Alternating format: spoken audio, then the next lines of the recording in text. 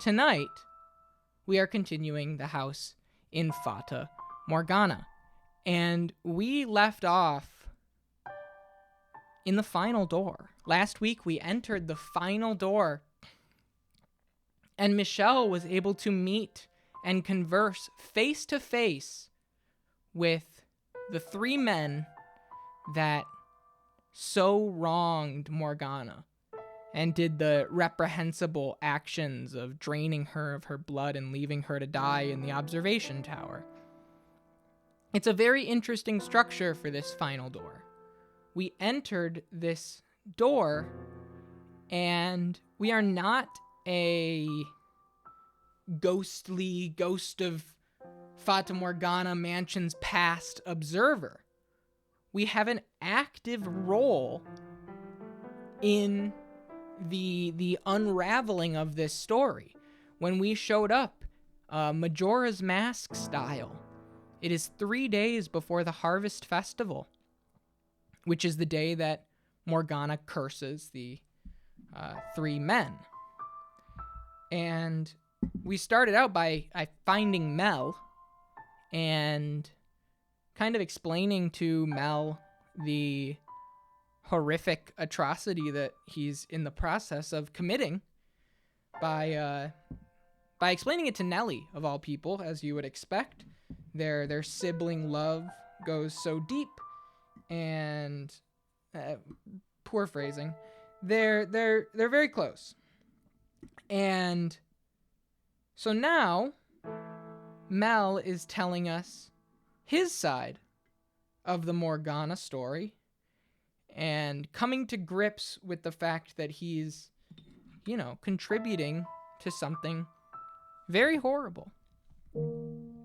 We are right in the middle of Mel's story. When we stopped for the night last week, we were about halfway through Mel telling his side of Ready? What he knows and what's going on with Morgana. So we're getting right back into voice world, getting everything set up here. I hope everybody's doing well. Give me a second to sip this tea, kind of get myself all situated. I'm kind of like on edge just from the lateness and from setting everything up. I was very frustrated a moment ago. And so I may even take this sweatshirt off. Here we go. I hope everybody's doing well. Happy Sunday. Happy December 4th. And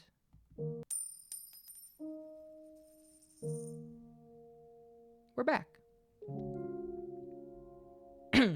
Hope you have black underneath. Earth Nuggets, come on. Who do you take me for? Who do you take me for? Come on.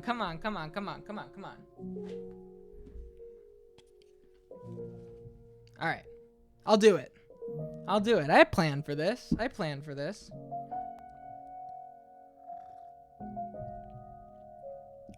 It's good tea. Ready? It's good tea. All right, where's my Mel voice? I gotta find my Mel voice. Things continued on like that for a while. Nellie bounced back and forth between getting better and getting worse. Emotionally, I followed not too far behind, getting very little in the way of peace of mind. Having to spend so much time worrying over and looking after Nellie was starting to wear me out, even though I knew good and well she had it so much worse than me.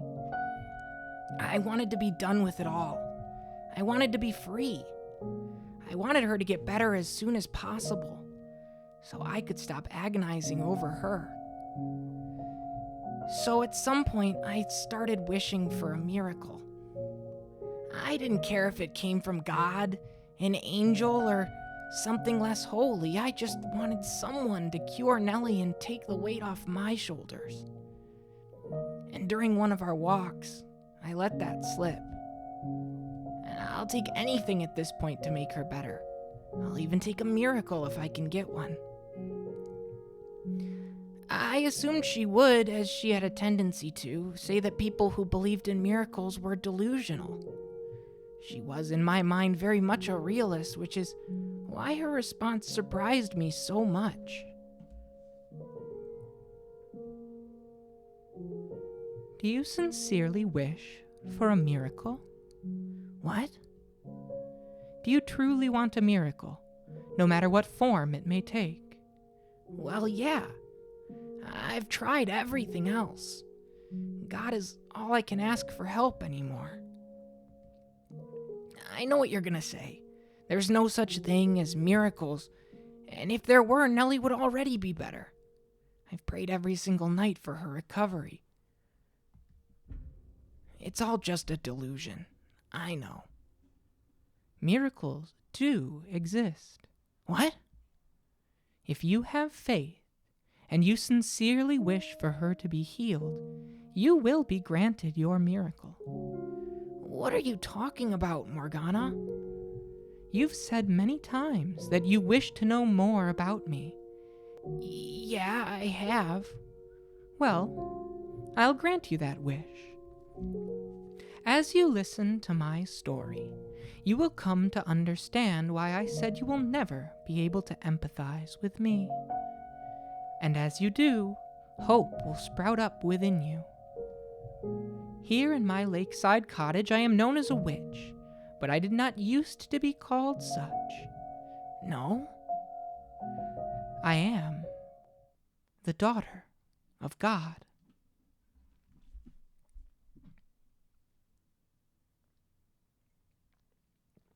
Most people would dismiss such a claim as madness, and I almost did exactly that. But there was something strangely enchanting about her voice, and I found myself slowly drawn into her tale, listening intently to her every word. The more I heard, the harder it was to believe she was lying, and before long, I was convinced she was the daughter of God, a saint whose blood had miraculous powers.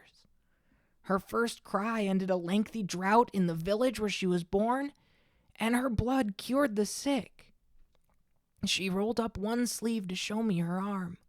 Practically every inch of skin from her shoulder to the tips of her fingers was scarred where she had been cut. According to her, the scarring had once been far worse, but had improved with the application of ointment. And every single one of those scars, she said, marked a person who had sought her blood. I believed every word.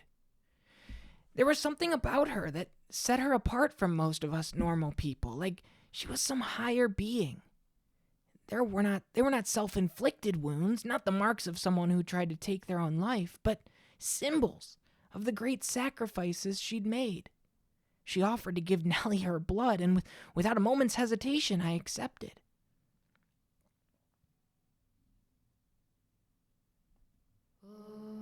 Mel? Hey, Nellie, I'm back. And I brought someone with me. A saint. A saint? Yep. She's here because medicine hasn't been working for you. She can perform miracles, so she's gonna cure you. Miracles? That's right. Her blood has miraculous healing powers. Blood? Fear not, my beloved sister. Hear my words, and do as I say. You must have faith for the miracle to be performed correctly. I give you my blessing, that it may bestow unto you salvation. I give you my love, and I give you relief. Hear my words. I hear them. This body was created not in a mortal womb. This flesh is not the flesh of man. This blood is not the blood of man. The water that flows through these holy veins flows from the river of creation. Have mercy on them, O Father. May the infirm find comfort in your warmth. May the destitute find reprieve in your generosity. May my flesh bring nourishment and health unto this girl. Bestow upon her your blessing, O Father. Morgana held a pale hand above Nellie's mouth and, without hesitation, sliced her own wrist.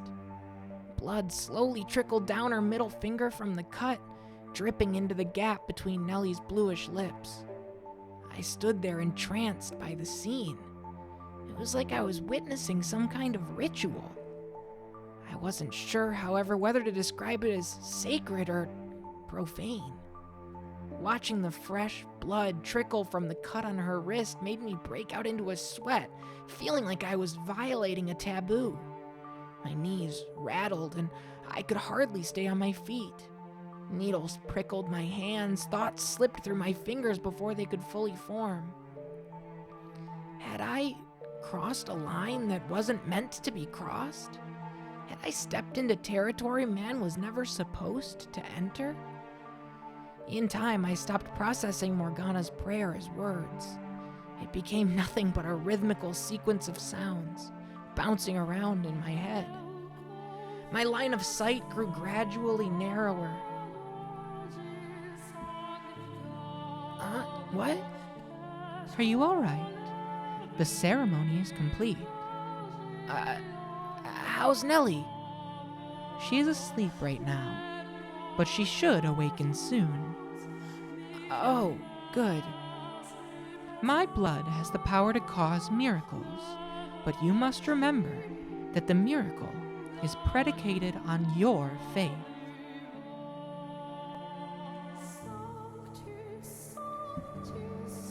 So are you saying we need to worship you? No. I am merely God's progeny. Your praises and prayers should be directed at my Father, the Lord God. I should get going then. Hey, thank you very much. When Morgana had said I would never be able to understand or empathize with her, she had not been lying. Having only heard her tell of it, I still believed there was room for me to close the gap between us, that we still had enough in common. But seeing it with my own eyes, feeling it with my entire being, I no longer had any illusions of us being on the same plane. As I gave her my thanks, my voice was audibly trembling. Mel, come on, get up, dearest Mel. Oh, Mel. Nellie? Finally, you're awake, sleepyhead. What's with the look? Am I making a funny face? Are you good to be up and about? Yeah, I woke up this morning feeling wonderful. Feel my forehead, Mel. See? No fever. It is. It's gone. She actually performed a miracle. I only remember bits and pieces, but I remember a really pretty saint lady showing up and giving me her blood. That's how she remembers it? Her memory is pretty hazy, huh? And then I got this warm and fuzzy feeling inside me. Then I had this really strange dream. What kind of dream? There were a whole bunch of lights floating all around me, and they were changing into all sorts of different colors. It was the most wonderful dream. That doesn't help me understand at all, Nellie. It was a good dream, and that's what matters. It must have been the Saint Lady's power at work. Must be, yeah. I'm so relieved you're feeling better, Nellie. Sorry for all the trouble I caused you, but now everything can go back to normal. Yep, all back to normal. I don't have the grit in my voice for Mel today. I don't know what it is. Too much tea before the stream. I had a full cup. I don't have the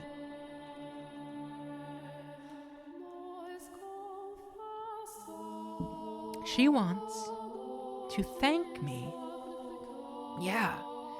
Nellie's insisting I let her meet you so she can show her gratitude. So if it's all right, would you mind coming to supper sometime? Well, that would probably not be wise. Huh? Why not? It would hardly be pleasant having to eat in the presence of a face as grotesque as mine. And I doubt your sister would react well to the sight of it. Oh, I don't think it would cause any problems. Nellie isn't the kind of girl to judge someone by their looks. I don't think. Perhaps not. But to her, I'm a saint, not a normal person. In her mind, she thinks I'm beautiful, doesn't she? We must maintain that illusion. It is essential to the miracle that her faith remains unwavering, and on some level, that faith depends on her idealized image of me. You think so? Though our time together was brief, I could see it in her. She is a girl with a great love of beauty. And perhaps the same could be said of you. I don't judge people by how they look. It's what's inside that matters. I'll take you at your word. Thanks. So, are you sure you don't want to come? I really shouldn't. I'm terribly sorry. Oh, okay. Why in the world am I feeling relieved?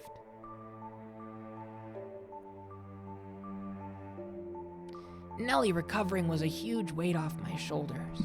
Now everything could go back to the way it was, quiet and unremarkable. I could finally go out and get a real job, forget about my old life, and live like a regular old commoner. That was what I was gonna do, for the both of us.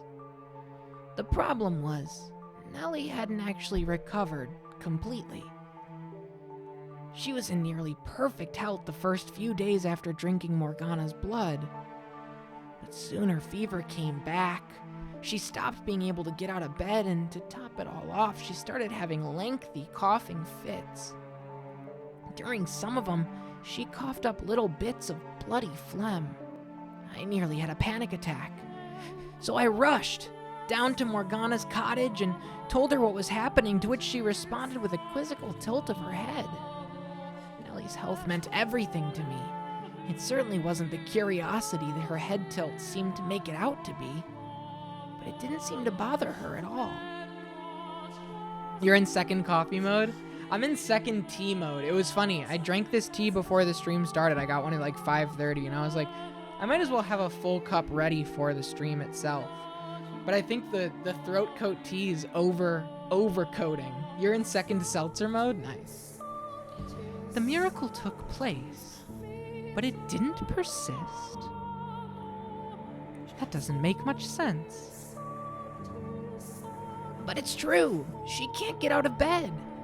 And it's not a problem with her faith. I've been teaching her the Word of God every night, and she absolutely believes in you, in her saint. Lower your voice. I will perform another miracle for her. You'll do it again? I will not forsake those who are in need. And it'll stick this time, right? I cannot promise anything. But why? Your miracles aren't supposed to be temporary, are they? Whether they are or not is decided by you and your sister. You're my only hope, though. Please, do not worry. If a second blessing is not enough to cure her of her ailment, then I will visit and give her my blood as many times as is necessary. I will gladly give her every last drop of blood in my body. I assure you, my father does not want to see two young souls like yourselves torn apart, and neither do I. We should get going. All right.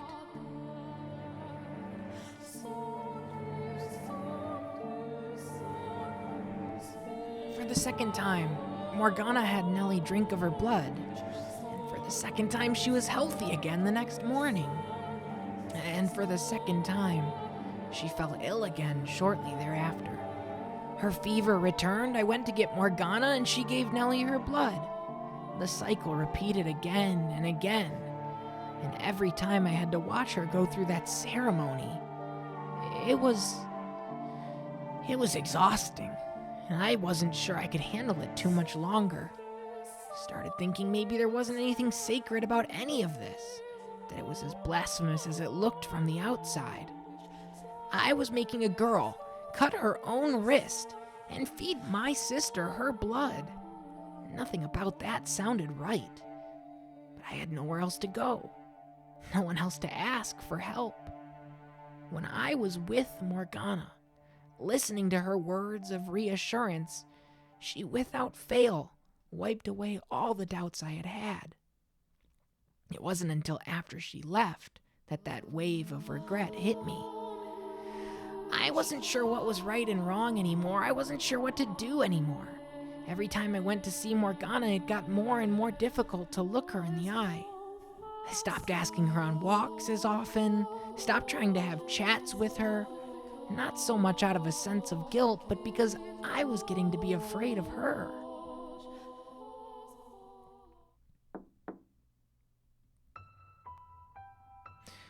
One of those draining days, someone knocked on the door.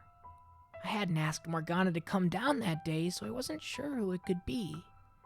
Nellie was asleep in her bed, so I quietly rose from my seat and made my way to the door, trying not to wake her. "Who is it? Hello? Who's there?" I had an inkling of a suspicion, but having been raised in such a sheltered environment, I didn't understand exactly how dangerous it was to thoughtlessly open the door to anyone who came knocking. I pulled the door inward a couple inches, tried to take a peek through the crack. When out of nowhere, someone grabbed my shoulder and shoved me, helpless to resist, into the house. A man stood there above me. What's up, Yukimasa? How are you doing? It's been a minute. Old center part looking ass. How are you?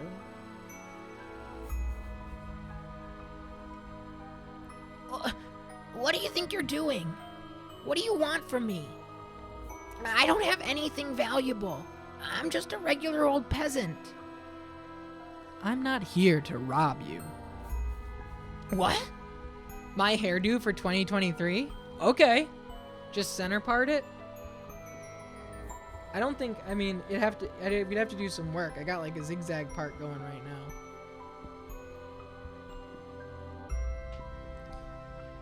You're in contact with the witch, are you not? Huh? The girl who lives by the lake calls herself a witch. Witch? I don't know any witch. The only one who lives there is a saint. A saint? I was told she was a witch. But regardless, there's a girl who lives there with miracle blood. No?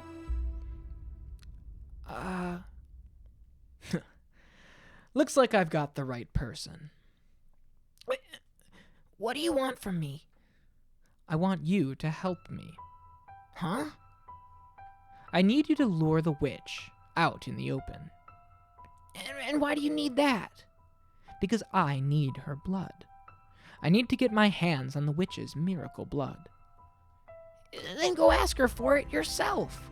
Why should I have to help you? She won't open the door for me. But you, well, I've seen you talking to her. You seem to be quite friendly with the witch. Taking little walks around the lake. How? I need your help.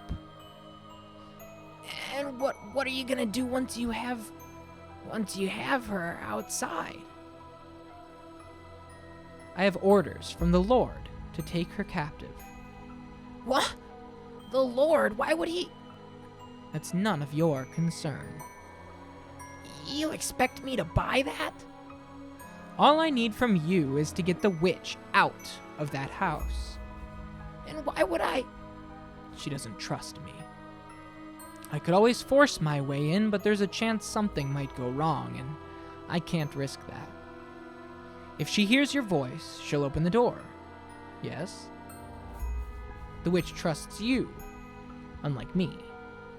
With your help, there's no risk of anything going wrong. You barge in here, and tell me you want to capture her, and you think I'm just gonna agree to help? Like hell I will. Oh, don't worry, you'll get your share. You need the witch's blood too, right? I don't care about getting a share. You're asking me to deceive her. I don't care what you think she is. She hasn't done anything wrong, so no, I won't help you capture her. You leave me no choice, then. Huh! He approached the bed where Nellie slept, drawing his sword and pressing the tip against her throat. It happened so quickly and without any warning that my mind couldn't keep up. I stood there, mouth half open like an idiot. If I were courageous, if I were gallant and brave, then maybe I would have grabbed him, pulled him away from Nellie. But my legs seemed to be severed from my mind. They were frozen to the floor like two useless rocks. You have two options. Either you say no and protect the witch, Get away. or you help me capture her. Get away from her. Right now. And if you choose the witch, I kill the girl. Get away. Make your decision. Get away from her. You have until the count of 10. If you don't choose, I kill the girl. 10, 9, 8, 7, Oh, 6, 5. okay. I'll do it. I'll help you. Get the sword out of her face. Don't kill her. I thought you'd hold out until the last second. Well, what are you waiting for? Let's get going. Get moving. You pitiful little boy.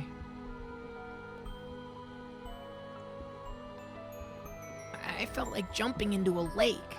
I couldn't make sense of how I ended up in such a position. Just a few months earlier, I'd been living back at my family's estate, hardly a worry in the world. Nellie had been healthy and happy. It hadn't been exciting, no, but I'd figured that was how things would always be. That one day I would fall for some noble girl and Nellie would get jealous and I'd have to spend days or even weeks pacifying her. Everyone would be happy. A life free of troubles. Because that was normal. And I was normal. So what was I doing living in some tiny cottage so far from home? Feeding my sick sister miracle blood? What was I doing walking beside this barbarian? What was I doing at all? I was conflicted. Part of me hoped we would never arrive at the lake, and part of me wanted to get there as quickly as possible so I could be done with all this. But time plodded on no quicker or slower than normal, and we arrived at Morgana's door in short order, irrespective of my own selfish hopes. The thought of what was going to happen next filled me with a crushing sense of guilt. I may have been afraid of Morgana, but I had no grudge. I was actually quite grateful to her. She was still healing Nellie, even if the ceremony to do so inspired fear in me. She didn't hesitate to cut her own wrist open for Nellie and for me. She didn't grimace or even frown, though I knew it had to hurt. I knew damned well she wasn't a bad person. She hadn't done anything to warrant being taken into custody. She might very well have been a genuine saint. But there I was, selling her out because a man with a sword threatened me. No, Father, who art in heaven, please forgive me for what I'm about to do. Please forgive me. Oh, quit sniveling. You want her to get suspicious? But how? I can't, please, oh God. Stop crying. Or would you rather I kill you here? Just close your eyes. It'll be over before you know it. Do it. Call on the witch.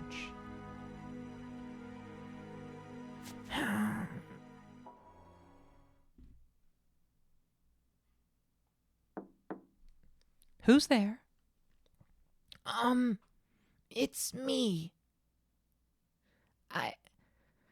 I'm not here about Nellie today. I'm sorry for being so distant lately. I want to talk things over. I thought I heard a faint gasp through the door, and then she responded. I want to talk to you, too. Why? Why did she want to talk to me now? She'd always been so curt, so rational, so quick to cut down my fantasies. Never one to get emotional or sentimental.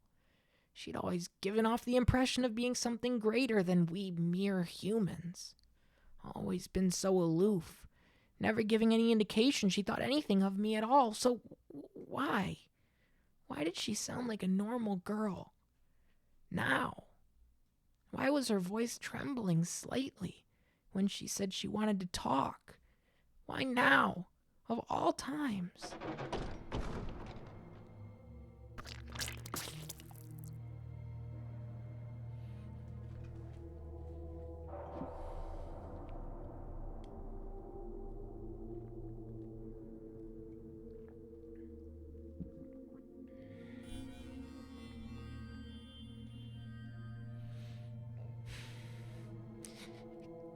Get back. No, stay away from me. No. Help. Don't kill me.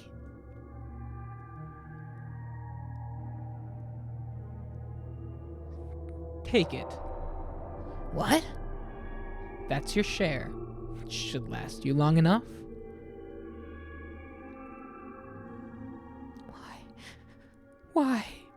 Why? Why did you take my arm? What do you mean by share?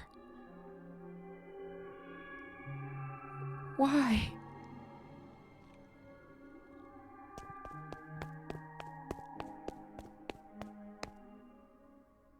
It all happened in less than a minute. I told her I wanted to talk. She opened the door. Then I heard a sound like the wind whipping past my ear, and the next thing I knew, her cottage was covered in blood. Never once did I expect anything to happen how it did. When he'd said he wanted to capture her, I took it to mean exactly that. They have no mouth, but they must scream. I'm just trying to maintain my voice for as long as possible with these longer streams. I don't want to start like screaming and stuff and then my voice is all fucked and I can't do a full 5-hour joint. The Mel voice already does enough. And like that kind of stuff, like you get it, right? I don't need to like handhold right. I did it before earlier on, but yeah, it's draining. After the man cut her arm off, Morgana tumbled to the floor, floundering about as he watched, blood trickling down the curved blade in his hand. Her screams were indistinguishable from those of a normal person.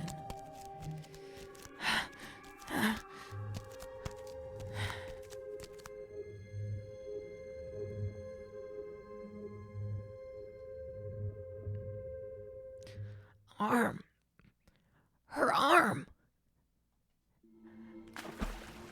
Kneeling in the grass at the lakeshore, I vomited and I vomited and I vomited. The things I had seen in the cabin were far too much for me to handle. I tossed the arm, Morgana's arm the man had given me, right into the lake. What else was I supposed to do with it? It was an arm, a human arm. He would have been insane to go carrying around someone's severed arm. I tried to convince myself that it was all a dream, some terrible nightmare, but I could still feel the warmth of her skin fresh on my hands, the warmth of her blood on my fingers dragging me back to reality. My mind couldn't keep up with the flood of thoughts and emotions and images. I wanted to close my eyes, but I was too afraid I would find the bloodbath in the cottage at the back of my eyelids, which left me with nothing to do but wail. I was horrified at what I had done. I knew that I was the one who had set it all into motion. If I had just kept quiet, Morgana wouldn't have had her arm cut off. I didn't want to admit it was my fault. I didn't want to accept that I had caused it. I did nothing wrong. It's not my fault. He threatened me. So it's not my fault. I had no choice. I didn't do anything. I frantically scrubbed my blood-soaked clothes in the lake. As I watched the red cloud spread, I knew I was defiling something pure and beautiful, but my awareness of that fact was slowly dissipating like the blood through the clear water. By the time I had gotten all the blood off my clothes, the sun was beginning to set. I came back to my senses at the sound of a bird chirping and quickly recalled that I had left Nellie alone at the house. My legs were shaking. I could barely keep myself upright. But remembering her gave me enough motivation to drag myself back home. If she hadn't been there waiting for me, I seriously might have thrown myself into the lake instead. Mel? What's the matter, dearest Mel? Where have you been? Mel? I'm so sorry. What? I'm sorry. I'm sorry. I'm so sorry. Will you ever be able to forgive me? Dearest Mel? I never meant for this to happen. I'm so sorry, please. I'm begging you to forgive me. I'm begging you. Were you not able to get my medicine? Is that what you're crying about? It's not that big a deal, Mel. I'm just fine. Honest. I'm all right. Thanks. I wanted to forget everything. I wanted to forget about my involvement, about the horrible things I caused to happen. But whenever I lay down to go to sleep, I heard her screams, Morgana's animalistic howls. I saw her cottage, blood splattered everywhere, and I felt her severed arm, still warm in my hands. From that day on, whatever sleep I got was hardly restful. Nellie probably didn't notice anything through her feverish haze, but I'm willing to bet I looked like hell. Praying time would cause the memory to fade, I started looking for doctors again. Instead of clinging to a miracle, I would try to have Nellie's sickness cured the way normal people did. At some point, though, all that money I'd been given started running low. If I'd thought about it for 2 seconds, I would have seen it coming. I hadn't exactly been frugal in my attempts to find a cure for Nellie, nor had I been especially concerned about money before she fell ill.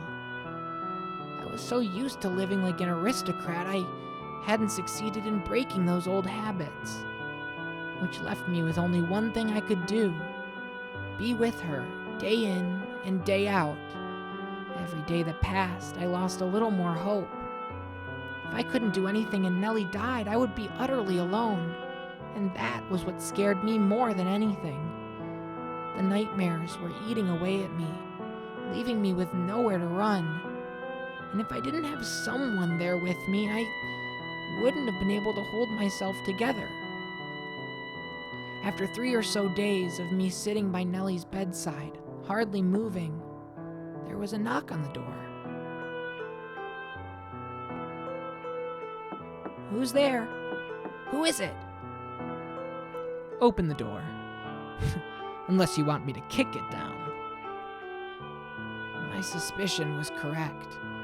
I couldn't think of anyone else who would come visit, but what I didn't know was why he had come back. I don't want anything to do with you anymore. Open the door. Leave me alone, please. I want nothing to do with anything you're doing. Open the door. No, I'm not letting you in for any reason. Okay then, I'll break it down. Don't. My sister's inside. She's sleeping. I don't need you waking her up. Then open it. What do you need? I did everything you asked me to already. What happened to the witch's arm? I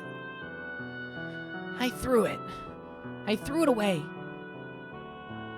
You really think I was gonna keep that? A person's arm.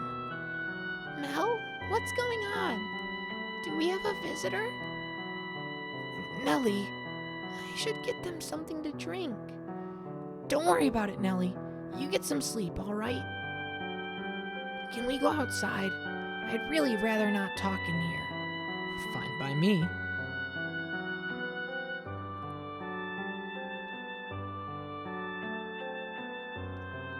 So that's your sister. Explains why you look so much alike. That's none of your damned business. You wanted the miracle blood to cure your sick sister, did you not? And you're telling me you threw the arm away. Are you interested in getting more blood? What? We're taking the witch's blood, turning it into a medicine, and selling it through the church. Selling it? You're doing business in a house of worship? No. I suppose we're technically giving it away, but we're asking for tithes, so really it's the same thing. I'm not from this land, so to me, it looks no different than a business, but the people here, well, they see it as charity. The Lord says if you'll assist us, that He'll provide you with the medicine we're making. The Lord? Why would the Lord be... Hell if I know. 'Cause it seems like good money? So will you help us? You're gonna make me get my hands dirty for you? Again? I can't. Not again. Oh. Right, I forgot to mention one detail. You don't have a choice this time. Huh? You know about the miracle blood, which means we can't let you go unattended. If you say no, well, I have permission from the Lord to kill you on the spot. Why? So, will you help us? Or will you die here?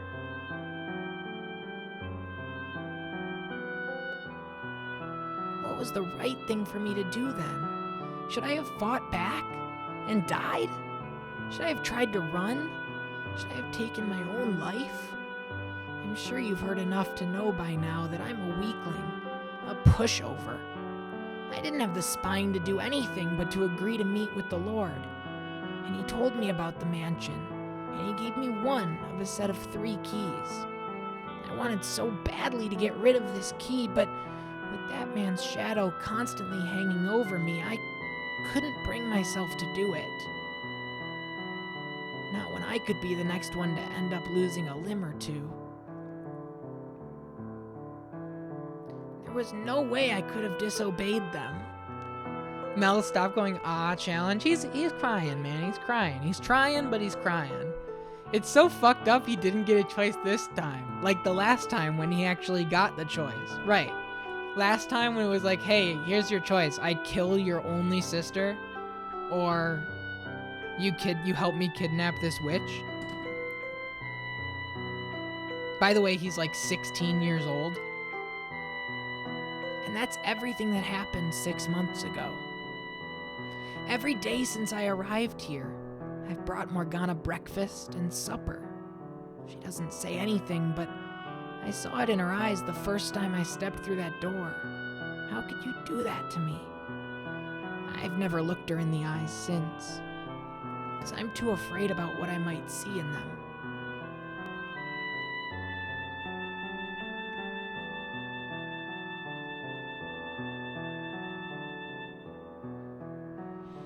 And that is how I ended up here.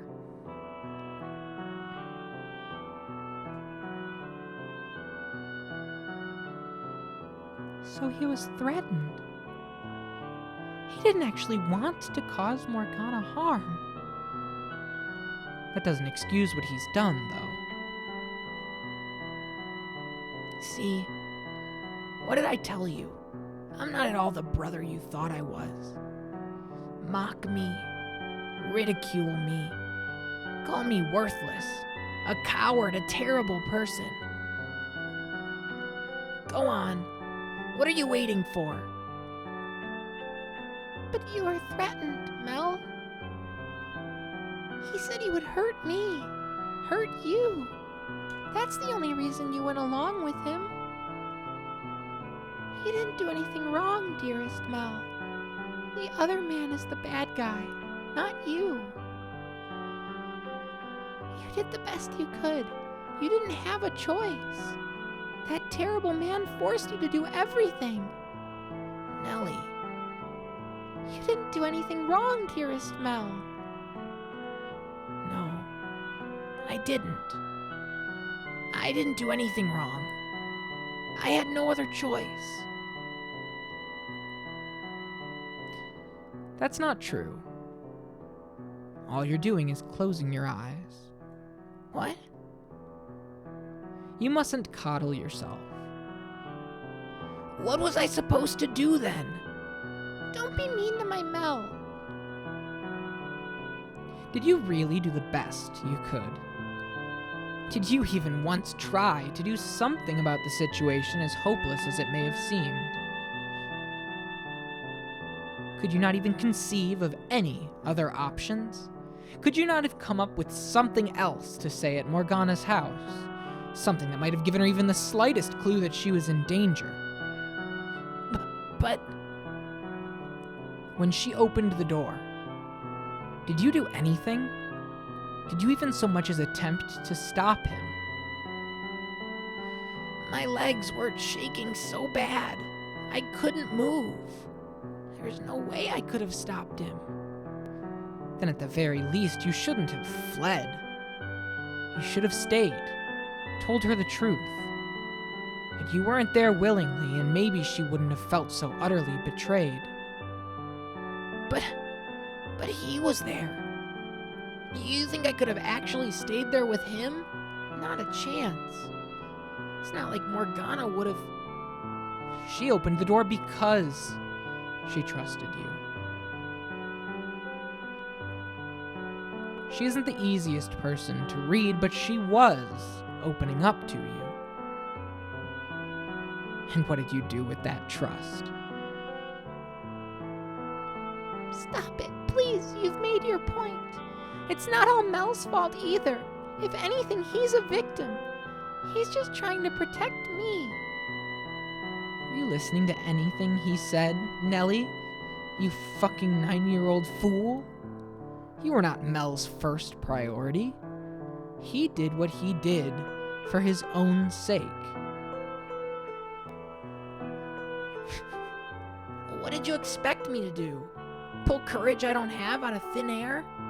What's so wrong with self-preservation? There's nothing I could have done to stop him. I'd love to see you try and do any better. Then maybe you'll understand how scared I was, how little I could have done. It must be nice to be an outsider, to talk about my experiences like you know anything, to analyze my decisions and go on about what I should have done. You don't have a damned clue how terrifying it all was, how I felt having to go through it. Yeah, you're right. It sure would be the courageous thing to do to sacrifice your life for someone else, but you know what? People like that only exist in stories. Except you don't actually understand that. You just want to give me crap for not being perfect. Do you want my pity? Is that all you want? If I tell you I feel bad for you and, oh, how hard it must have been, will that satisfy you? Do you not want to know what you can do now? What's even left to do? Nothing I do is gonna make her situation any better. It won't make her arm come back. All is not yet lost. Open your eyes and take a good long look inside yourself. Think about what you can do. Stop sitting on your hands and telling yourself it's too late. There's still time to make a difference. You just have to commit to act. I don't think you're an especially bad or cowardly person. I think you're an ordinary young man. It might sound like I'm telling you to do the impossible. But soon, the time will come when you must make your choice. When you must stand up and take some responsibility for what you have done. No one's childhood lasts forever. The good days are long behind you before you ever realize they've passed. When faced with the consequences of your actions, you should not have turned and run, but held yourself accountable. It is perhaps a disproportionately large burden for you to bear, but it's fast approaching, and you need to make a decision. Find your courage. Set Morgana free. Mel? Mel? But even if I open the door for her, it's too little, too late. She'll never forgive me after. Is her forgiveness the reason you should act? No, it's penance for what you've done to her. Atonement for your sins. Whether she forgives you or not is beside the point. The question on the table right now is whether you are going to do the right thing. And what about her blood? Without Saint's blood, Nellie won't. You don't have to worry about me, dearest Mel. My life isn't so important that I want to take someone else's away just to keep it. I'll think about what I can do to help too. It's partially my fault after all. So please, Mel, set the Saintess free. Your quiet life is built on a foundation of lies. And I know that by now you've realized there's no real value in a life like that. You wanted to do something about this. You sought salvation. Salvation. But who would give it to me? I already told you I would. But why? Because I promised you. And you expect me to believe that? Yes. If you choose to sit here and wallow in your regret, there's no going back. Now is your only chance to make a change. Mel. All right. I'll help. I'll help you set her free. Dearest Mel. I knew all along that was what I needed to do, but I could never bring myself to act on it. There was no way I could accomplish anything alone. I'm basically helpless on my own. Everything about this is so completely outside anything I've ever had to deal with before. I had no way of having any idea what I was supposed to do about it. God can be pretty cruel. Why would he force a boy like me to make such a difficult choice? Yes, he can be. You were made to be part of a more normal, less tumultuous world. But you've come too far to go back to that. So the least you can do is change the world you're in now. Yeah. I doubt I need to remind you, but you can't only get in with my key. You need all three. And the other two, they don't feel an ounce of remorse. Taking their keys won't be easy. Easy or not, we have to get them. And I'm sure there's a way. There must be. Just so we're clear, you're not gonna overpower them. The guy with the sword's much stronger than you, and he knows how to use a blade. He's the Lord's bodyguard, so you're not getting anywhere near the Lord either. Even the two of us together wouldn't stand a chance against him. You seem pretty weak from the looks of you. Who knows? Maybe I'm stronger than you. God, I really do want to hit this boy.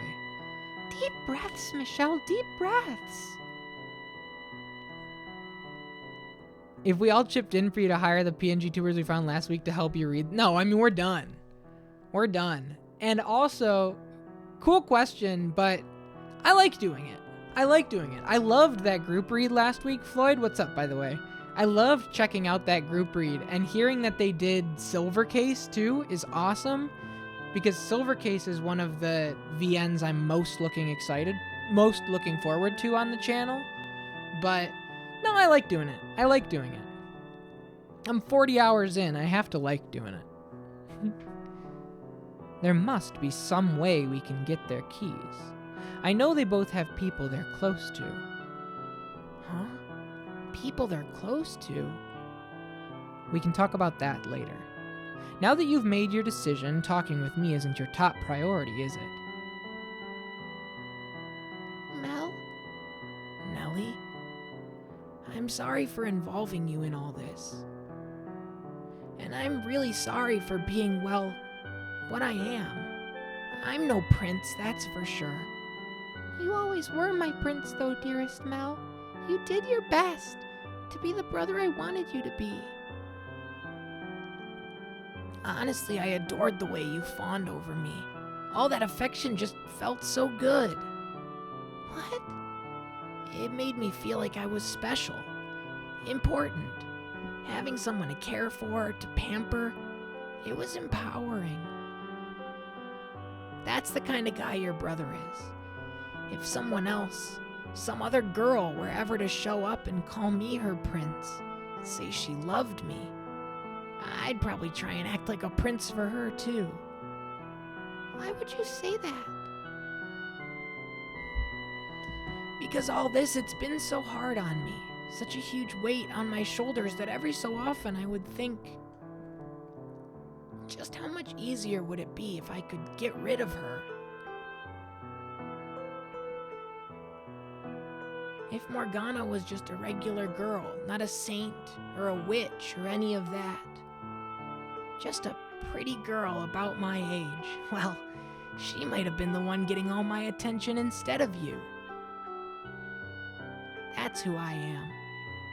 That's not you, dearest Mel. You're just beating yourself up. Maybe you would have chosen her over me, but that wouldn't make you any less of a kind man. How can you say that after everything I just told you? Because, Mel, Tell me how despicable I am, Nellie. I'm not the brother you once adored anymore, am I? You're not what I thought you were, but you're still my one and only brother. That'll never change, no matter what kind of person you become. It was wrong of me to try and make you into my prince, Mel. I should have done my job as your one and only sister in the whole wide world, been there to help you as much as you helped me. I kept pushing my fairy tale fantasies onto you, and you did your best to live up to them. I ended up forcing you to pretend to be someone you're not. That's not true, Nellie. I enjoyed feeling idolized. But you knew it couldn't last forever, didn't you? I should have been beside you, not looking up to you. I let you coddle me, and I let myself indulge in your love. I thought everything would be all right as long as you kept telling me how adorable I was. They were like magic words to me. I kept my eyes shut. Mel, Starting today, I'm gonna do my best to be your sister. I'm all done holding you to fairy tale ideals. There we go. The first major full circle arc is clear, everybody. Nellie and Mel saved. 40 hours in the making. Oh my god. Dearest Mel. Dearest Mel. There it is. I won't make you pretend to be a prince for me anymore. And I won't try to be your princess either. I'm just gonna be your little sister. So get back on your feet and stand tall, dearest Mel. I know you'll probably have to pay for what you've done when the Saintess goes free. And I know I'll probably cry about it for days. But I won't regret making the decision. Well, I don't know what to say. I wasn't expecting you to handle this so maturely. You're putting your big brother to shame, Nellie. They should teach this game in middle schools. That's my official stance after watching this scene. In 7th grade, we had a challenge week where, you know, everybody would stand in lines like, step across the line if you've been bullied. Instead of wasting time on the challenge week, they should just get all the kids, 7th grade, into a computer lab and just have them all work through the house in Fata Morgana at their own pace. I think that by the time they, see this scene, you'll have a batch of well-adjusted children. It won't scar anyone. The kids would be running down the halls, or they'd all be going like, running down the hallways at top speed. She was right about that. Thank you, Nellie, for accepting me, in spite of all the awful things I've done, and for having me as your brother. You're quite welcome, dearest Mel.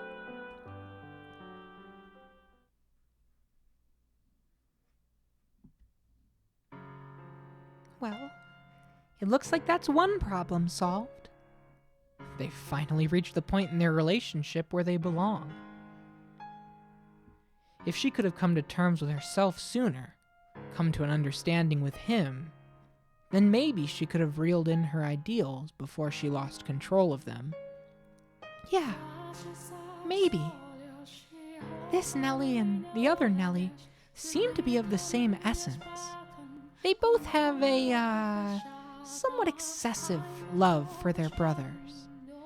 And that love expressed itself by transforming him into a prince. If she could have done the same thing then as she did here, then maybe their tragedy could have been avoided. This is before then, though, since they were able to fix things up in this life. Oops. Maybe it'll have a positive effect on their next. This could change the future.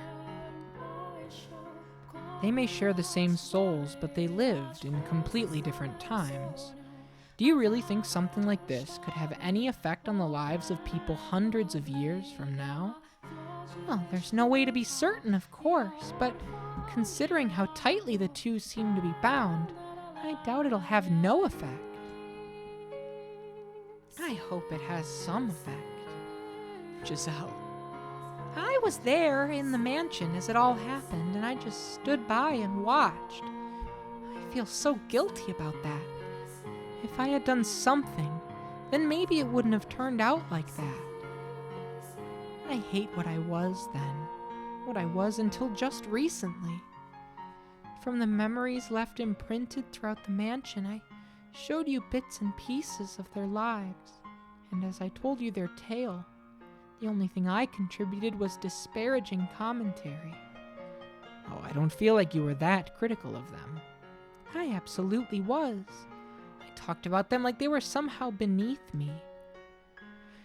Yes, you did occasionally offer an opinion on someone or something you showed me beyond the doors, but the fact that you were mostly detached from the events there is what allowed me to get to the core of their characters. If you hadn't been in the position you were, so you could tell me the story the way you did, I would have never been able to talk them into helping. You contributed more than criticism. Your words weren't for nothing. They made this possible.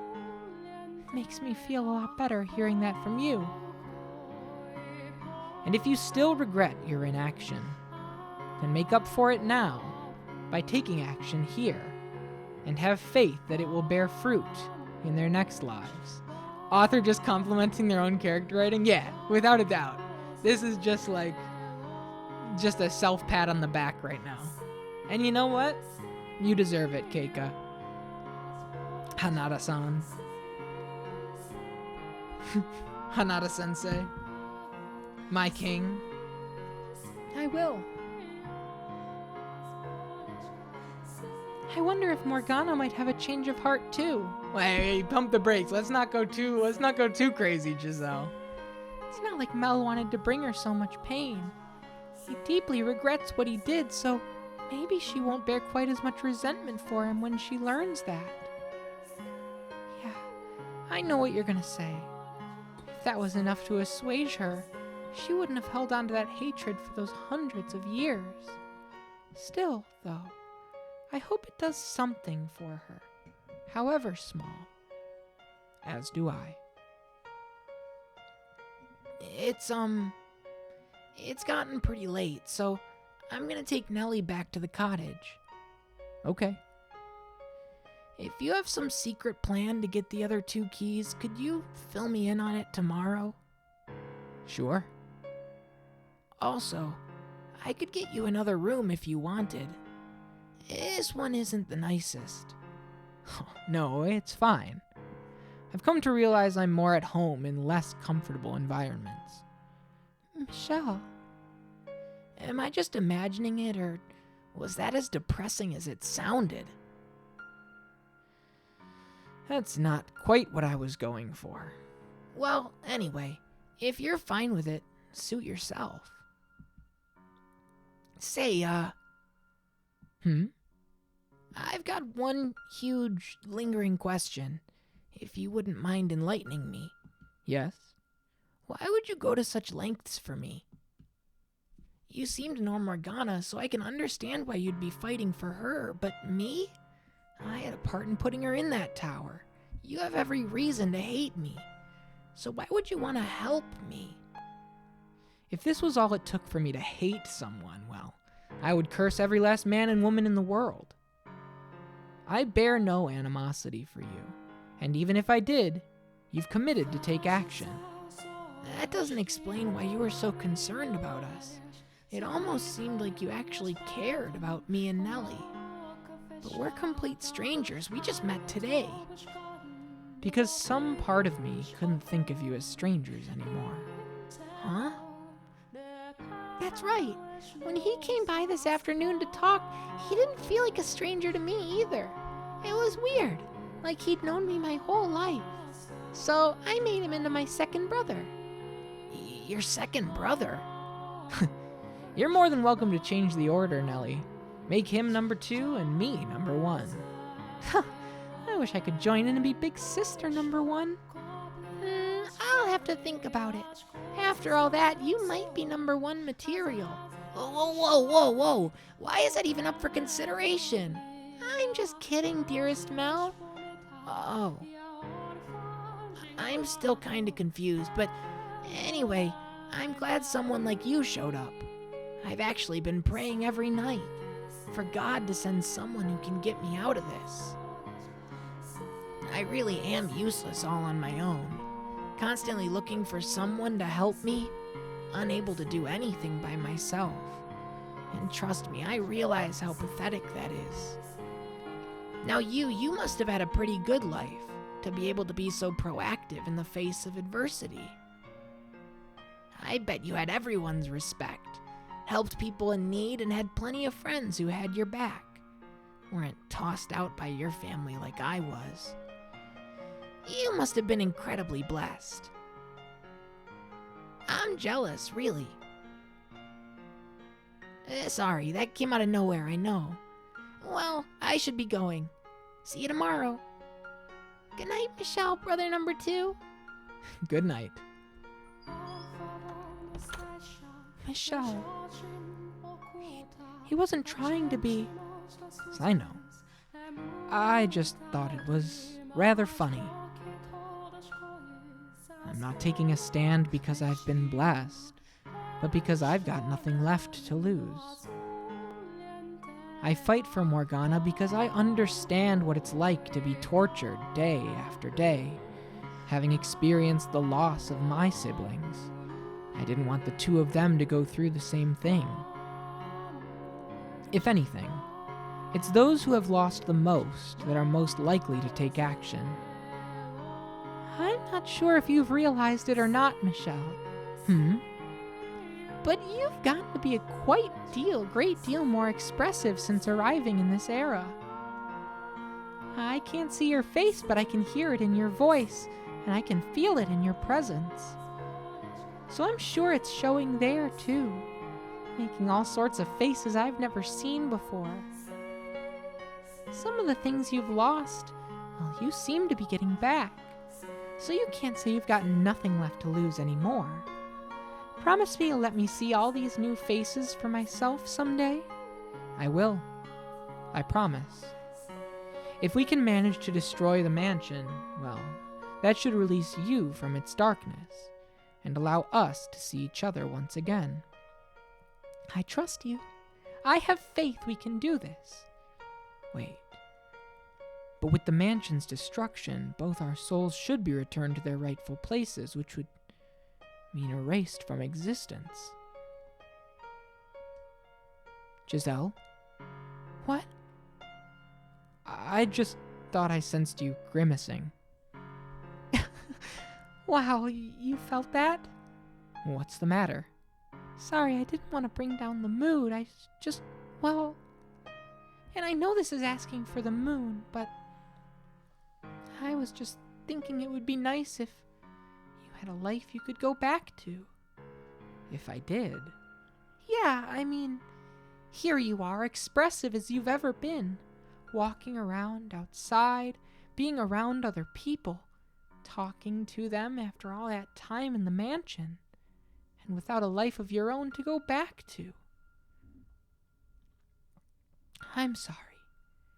I just, after seeing you behind your door and learning how cruel and inhumane life was to you, I feel like the world could stand to do something good to make up for it. It's done all the good it needs to. I have someone who cares enough to lament my fate, so what more could I ask for? Michelle. Thank you, Giselle. You're not the only one who's asking for the moon either. I wish I could have a life with you as the person I am now. And for that, knowing I have no future feels worse now than ever before. Alrighty. Well, that's enough moping around for one night. We should start planning for tomorrow. Things are definitely looking up. It only took one day to get Mel on our side. So let's keep it up and win over the other two. I would certainly like to, yes. Psh! Where'd all that confidence go? The other two won't be nearly as easy to convince as Mel. I'm not even sure if we'll be able to talk them into helping. We do have a pretty good idea who the swordsman's in this for, though. The nun. So maybe we can get to him through her.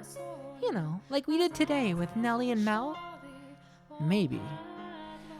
Alright, then we'll start by approaching her tomorrow. Sounds like a plan.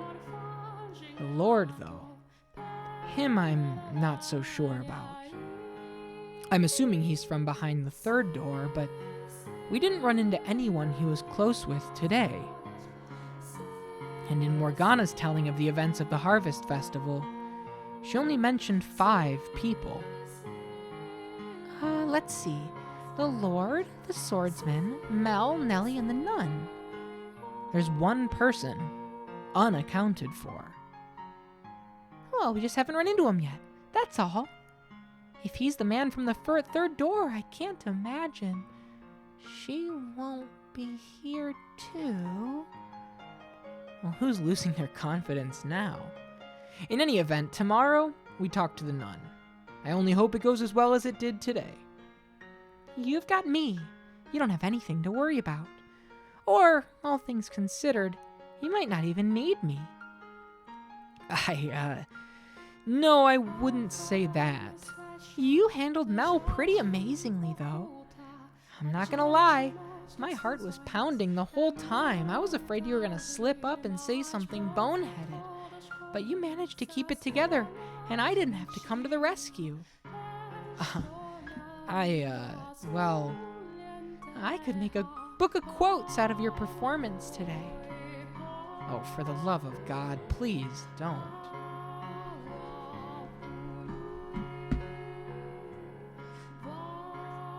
He snuck in, everybody. Ow, ow, ow, ow, ow, ow, ow. Bye, Percy. Bye.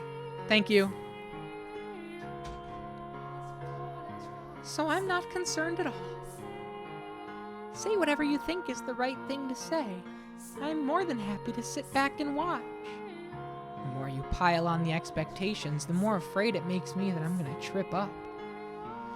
Besides, I don't think I could have done any of that without you. Well, why not? Well, my life was hardly as pride-worthy as Mel seemed to think. So I didn't really feel like I had the right to talk to him like that. But knowing you were there, urging me on, was what allowed me to act without hesitation. So, thank you. No thanks necessary. But if you say so, then you're more than welcome. I'm glad I could be of assistance, even if just a little. That you were. Now let's keep this momentum up tomorrow. It's getting a bit late though, so you should probably get some sleep. What is it? I kinda don't want to sleep. What? Why not? For somewhat childish reasons. Oh, are you sad you won't be able to hear my voice? Are you lonely, you poor, poor dear? I am. What? That's the last thing I expected you to admit to. Oh, okay, well, do you want to stay up and talk for a little longer then? Not too long, though. You do need to rest up for tomorrow. And who knows, maybe I'll show up in your dreams if you wish hard enough.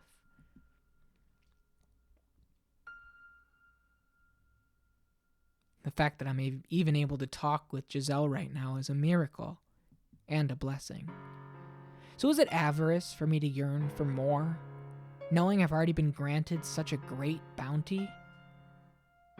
Percy got an adrenaline rush from sneaking in there. Is he running around the whole house now, ripping around? He's sprinting top speed, meowing like a freak. I love him so much. I love him. I want to see her face as much as she wants to see mine. She's infinitely more expressive than me, and I want a good long look at all those many expressions up close. I want more than her voice. I want her whole body. I want to feel her warmth. In this era, I have all 5 of my senses in full working order, as I did when I was alive. Giselle, though, she doesn't. She remains dead. As lively as she may be now, that's one thing she did not get back. I truly wish she could have been here too. She would have certainly found more joy in her renewed life than me, and she certainly belongs under the sun far more than I do. But she, rather than me, was the one left behind in that realm of darkness, a fact that frustrates me immensely. In life, I would have considered her remark about seeing her in my dreams silly and saccharine. But now, well, I very much hope it happens. Yeah, kind of a ghost moment, for real. 3 days until her death. 2 days until her death. Right, a ghost moment with the phenakistoscope. Right, exactly. There we go. I have to pee so bad. This is like a perfect time for me to go run and pee really, really fast. 2 days. 2 days until her death. And we're officially on the 2nd page of saves. Give me 1 second. I'll be right back. Don't go anywhere. Wake up. Come on. Wake up, please. Come on, up with you. Oh, it's Mel. Oh, thank goodness. You were out so good I was scared you might be dead for a minute. Good morning. How are you feeling? This song, too? What? Huh? Why are you looking at me like I just kicked your cat? It's incredible how much more pleasant it is to be woken up by a woman than a boy. That's the thanks I get for waking you up? Or did I interrupt a nice dream?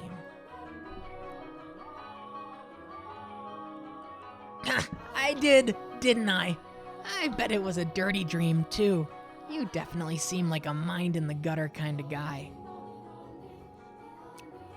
I will murder you. Wait, whoa, let's not be too hasty now.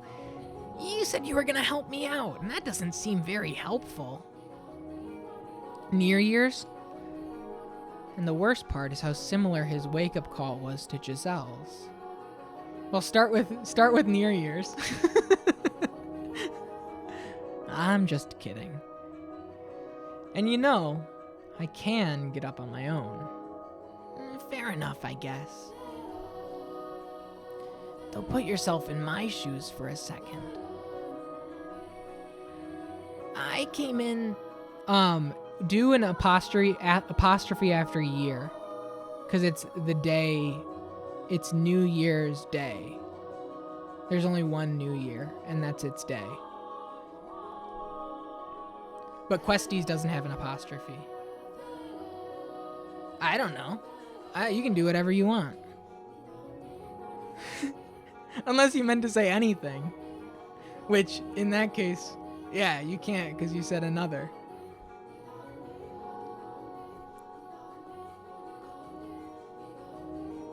Hey, everybody, get a load of this guy. He said Near Year's. Fair enough, I guess. Though put yourself in my shoes for a sec. I came in and you were still as a corpse. It startled me enough I took your pulse.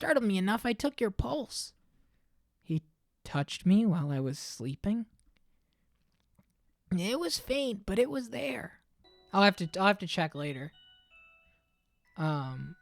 But for now, thank you so much, Franco. Your service is so appreciated. Vote Franco for Mod of the Year. That's wonderful news. They're handing out breakfast in the dining hall. You can get a plate yourself if you want. It's just some bread and wine, though. Dining hall? I'm sure I'll find something wrong with it later, but yeah, for now it looks alright. It looks fine. There's quite a crowd.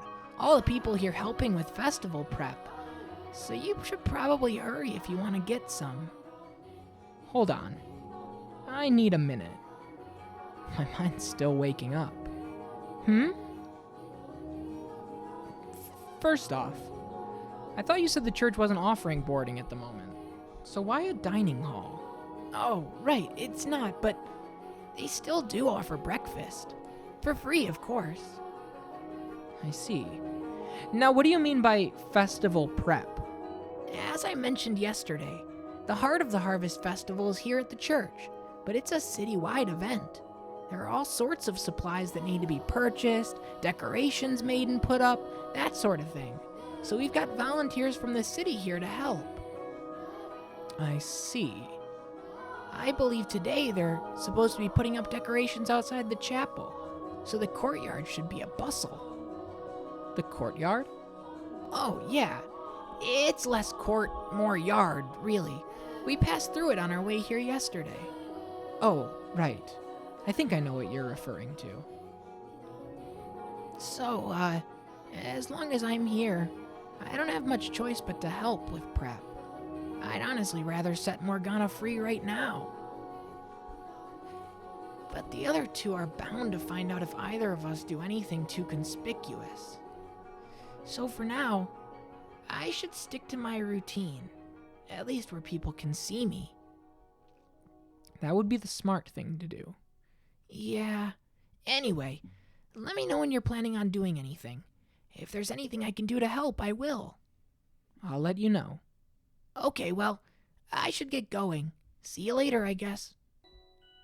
Mel, do you know where I could find the nun? Her?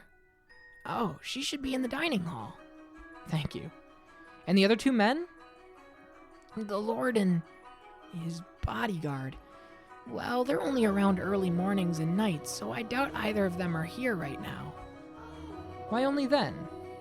That's when we go up into the tower. Though even if they were on the property, you wouldn't be able to just walk up and talk to them. Especially not the Lord. Also, I don't keep track of where they go or what they do. Sorry, I don't really want to know what they're up to. So I've kept my distance. It's understandable. Thank you anyway. See you later. He's holding it together fairly well, all things considered. Finally resolving to do something about Morgana took a big weight off his shoulders, I'd guess. Oh, Giselle. Good morning, Michelle. Morning. It's a bit soon to be feeling relieved, I think. There is still work to be done before Mel can face Morgana. That first step is still a big one, though. At least for him, I suppose. Anyway, it sounds like the Lord is going to be difficult to make contact with, which is what I was afraid of. Our only opportunities are when he's here to feed Morgana. Mel did say he didn't keep close tabs on the two of them, so there might be more than just that. First priority is getting you fed, though. So off to the dining hall we go. Out of curiosity, did you sleep at all? Well, I haven't been sleepy once since I haven't been sleepy once since I became the maid. But I'm used to it, so don't worry about me. You said you see what I'm seeing there in the darkness, didn't you? Well, that's what it looks like, at least. Which means when my eyes are closed, she has no light at all. Maybe I shouldn't have gone to sleep after all. I know what you're thinking, Michelle, and no, you're wrong. You need your sleep. You won't have the energy to do anything if you don't keep yourself well rested and nourished. You're right. We should get going. To the dining hall. Hey, I know that fireplace. I make my way through the halls to the room with the fireplace. The area I used as a living room, and the area currently serving as a dining hall. Sitting in the center of the room is a long table, lined with bread and wine. Standing behind the table, handing out food to the long line of people, is the nun. This being a church, no one is speaking especially loudly, but there's still an indistinct buzz hanging in the air as dozens of people whisper back and forth. The majority of people in the room look poor, like they genuinely need the assistance, but there are a handful of those who look more than well off. That's a lot more people than I was expecting. Well, they don't turn anyone away, which, as I recall from Morgana's account, nearly drained the church of everything it had once. They don't seem to want for supplies at the moment, though. I assume that's thanks to the Lord's patronage. Most likely, yes. In any event, I doubt we're getting anywhere near her in the mornings. Well, she looks like she's got her hands full. That doesn't change the fact that we need to speak with her, so I'm going to try to squeeze past the crowd. What? Michelle, wait a sec! Hey now! No cutting in line, young man! We've been waiting since dawn!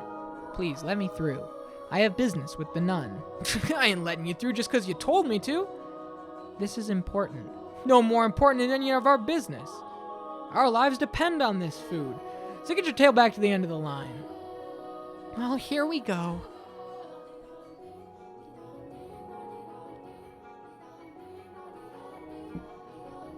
What seems to be the trouble? Could I ask for a moment of your time? I need to speak with you. Well, as you can see, I'm a bit occupied. I won't take much of your time, I promise. But it's very important you... give it a rest already, young man. Can't you see she ain't interested? Give me a hand getting this guy out of here, fellas. Wait. Just don't get rough, okay? Of course, our saintess. Pick it up, young man. You need some time outside to cool off. Stop it. Watch the hair. Well, that went extraordinarily well. You know, Michelle, sometimes I can't decide whether you're calculated or reckless. And now I realize I never got that bread. We should wait and try and talk to the nun when she's not so busy. She has to have some free time during the day. You're right. What do you say we take a look around the mansion while we're waiting? Who knows, maybe we'll run into someone else. All right. Don't let it get to you. As Mel had said it would be, the mansion was packed compared to yesterday, and most everyone I saw appeared to be excited for the upcoming Harvest Festival. A number of them even greeted me as we passed the halls. They were so nonchalant about it, I wasn't quite sure how to react. I was amazed that anyone, let alone multiple people, would treat me so normally, considering how far from normal I looked. There were a few surprised looks, of course, but no one called me a demon or an angel based solely on my appearance. Perhaps they were just used to seeing people of all different colors around the city, so they had an easier time accepting the way I looked. No matter what the reason, though, it was quite nice being treated normal. After meandering through the mansion for a while, I make my way to the chapel. Despite knowing I have no way into the tower, well, part of me still wants to be near it. So I head around to the back side of the podium, where the stained glass window towers over me. It's the same as I remember. I've always loved this window. Makes me feel like I've got an angel watching over me. Had I been given a different name, maybe I would feel the same. That said, I don't dislike it as much as I used to. I'm glad to hear it. Pardon me. Off to the side, at the very back of the room, is the door leading to the observation tower. It's chained shut, though that's no surprise. The lock is the same one I saw back in the mansion. But the chains are just regular chains. They're not glowing with that awful black light. They're simply dull and gray. If only I had an axe. Then we could just chop the door right down. Oh, I don't think an axe would help. If it were wood, maybe, but this is metal and rather heavy at that. Well, you never know. Hit it hard enough and anything will break eventually. We'd be in chains ourselves long before we made it through this door. What are you doing there?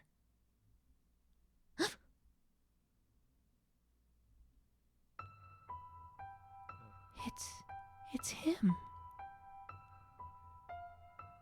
I was under the impression you and the Lord were only around mornings and nights. And why would you know that? Oops. Who are you? He's getting suspicious, Michelle. I'll take care of it. I'm a friend of Mel's. A friend of his. Does that surprise you?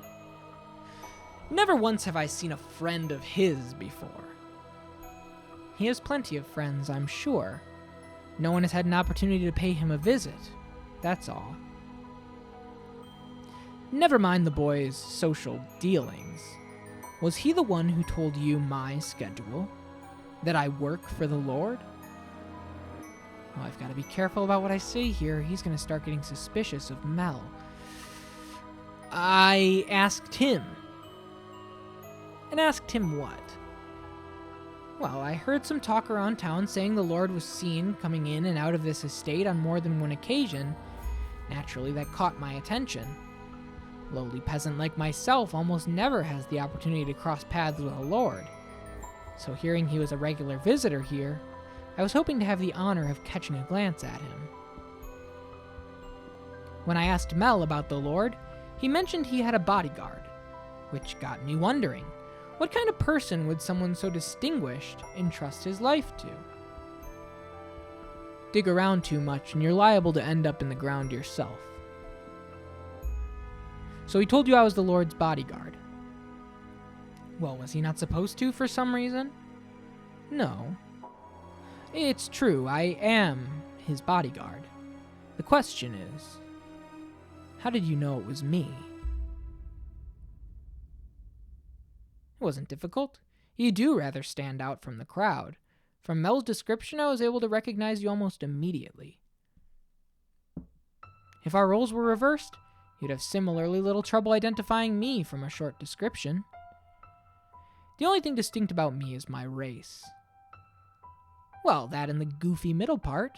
Where do you come from, if I may ask? Beyond the Silk Road. From the east, then. What country? Is that any of your concern? No, I'm just curious. Why is your hair white? Why are your eyes red? They're naturally that color. Is that so? Well, nature can be quite the ball and chain. Is it just me, or does it sound like he's sympathizing with you? It's hard to say. Honestly, I'm still having trouble reading him. Either way, it sounds like he bought your explanation. So it does, which is a relief. Now, what business do you have with this door? Oh. The door was not my objective. I came to look at that stained glass window. I happened to notice a door with an unusual lock off to the side, so I got curious and went to look at it up close. The area behind the pulpit is off limits. I was unaware. Maybe I'll have to put ropes up then. Why is it off limits, though? Is that any of your concern? No, but the way you're talking about it has piqued my curiosity. Do you not know how to keep your nose out of places it doesn't belong? Get out of here. And don't come back. As you wish. Hold on. Yes? Your name? Michelle. Michelle. Almost the same as the angel there. That would be because I was named after him. I see. What an unfortunate name. I despise angels. May I ask what yours is? I have no name. You don't have? What do you... Never mind. Farewell.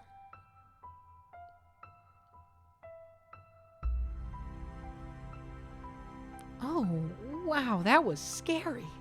He does not want anyone getting near that door, huh? I thought he was gonna pull his sword out on you. I wonder, would I die if he tried to kill me?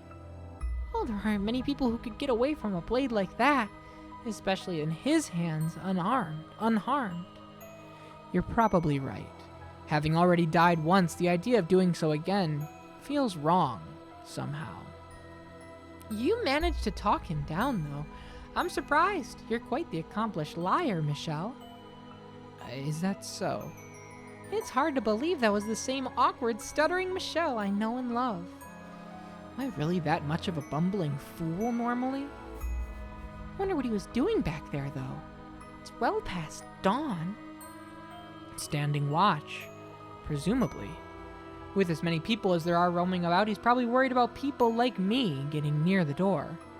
I doubt he plans on spending much time anywhere else until the festival's over. And with him on guard, well, we've got pretty much no access to the door. I sure hope we can talk him over to our side. Mel was never an enthusiastic accomplice. His guilt was what allowed us to win him over and get him to confess everything. On the other hand, he is not likely to be so forthcoming. It all depends on how deep his ties to the nun are. Presumably she's the reason he's involved. That said, we managed to communicate well enough. Are you still sore that I called you awkward? No, I don't mean me. I mean him. What? Oh. Well, he was far from rational or coherent when he was living with you in the mansion. You're right. He does seem like a completely different person here. Losing his memory in the shipwreck was probably what triggered his transformation into the beast. So I guess this must be what he was like before that. What he carries inside him is no different now than it was back then. He's simply able to hold himself in equilibrium now. He's keeping a balance between his rational human side and his violent beast side. He does somewhat remind me of Bestia during his short period of calm. That or the glimpse we got of him on the ship while he was still a merchant. I would say that's probably closer to the man here now. Huh? The ship? Yeah, Michelle, she doesn't know this stuff because it was when you weren't holding her hand. You were the one who showed me the memory. What? I have no recollection of that. Oh, yeah, you also mentioned seeing another woman's memories behind the second door, didn't you? From outside the mansion.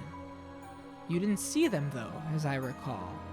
All I'm aware of is what took place within the mansion, as well as whatever Morgana felt like telling me. Resonation. What? Nothing. Morgana mentioned something about me resonating.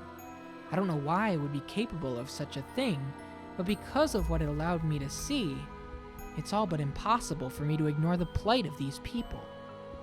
Anyway, the point is, however rational he may appear, we mustn't forget that this is not the whole picture. He is as much a killer in this life as he was in his next. He's a man of many faces. The gentleman he was around his lover, the brutal, merciless man he was on the ship, and the beast that lurks beneath it all. Everyone acts differently depending on who they're around. But there's something unsettling about how he does it. I do wonder what he meant when he said he had no name. As I recall, he was from somewhere far, far away in the second door. And he looks Asian here too, so maybe he's from the same country. He said he crossed the Silk Road, so the eastern end of the continent, presumably. I wonder if he has the same name or not. It was an unusual name. Oh, what was it? Ukulele. No, that wasn't it. It was eucalyptus, I believe. I get the feeling we're both wrong, and that I'm further off than her. It's not the kind of name we're used to hearing or saying. Hopefully we'll be able to get it out of him. Hopefully. But for the time being, we should go looking for the nun.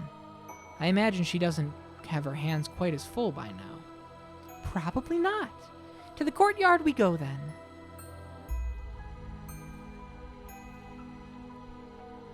Wow, the crowd just keeps on growing. Are they all helping with the decoration? It would seem so. Preparation for the festival's in full force. I found the nun. She's over there. She's got a bunch of people around her, though. What should we do? Well, I'll force my way through. Well, how about plan B this time?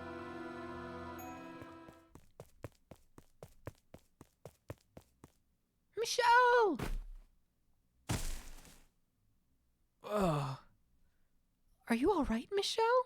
You went down pretty hard.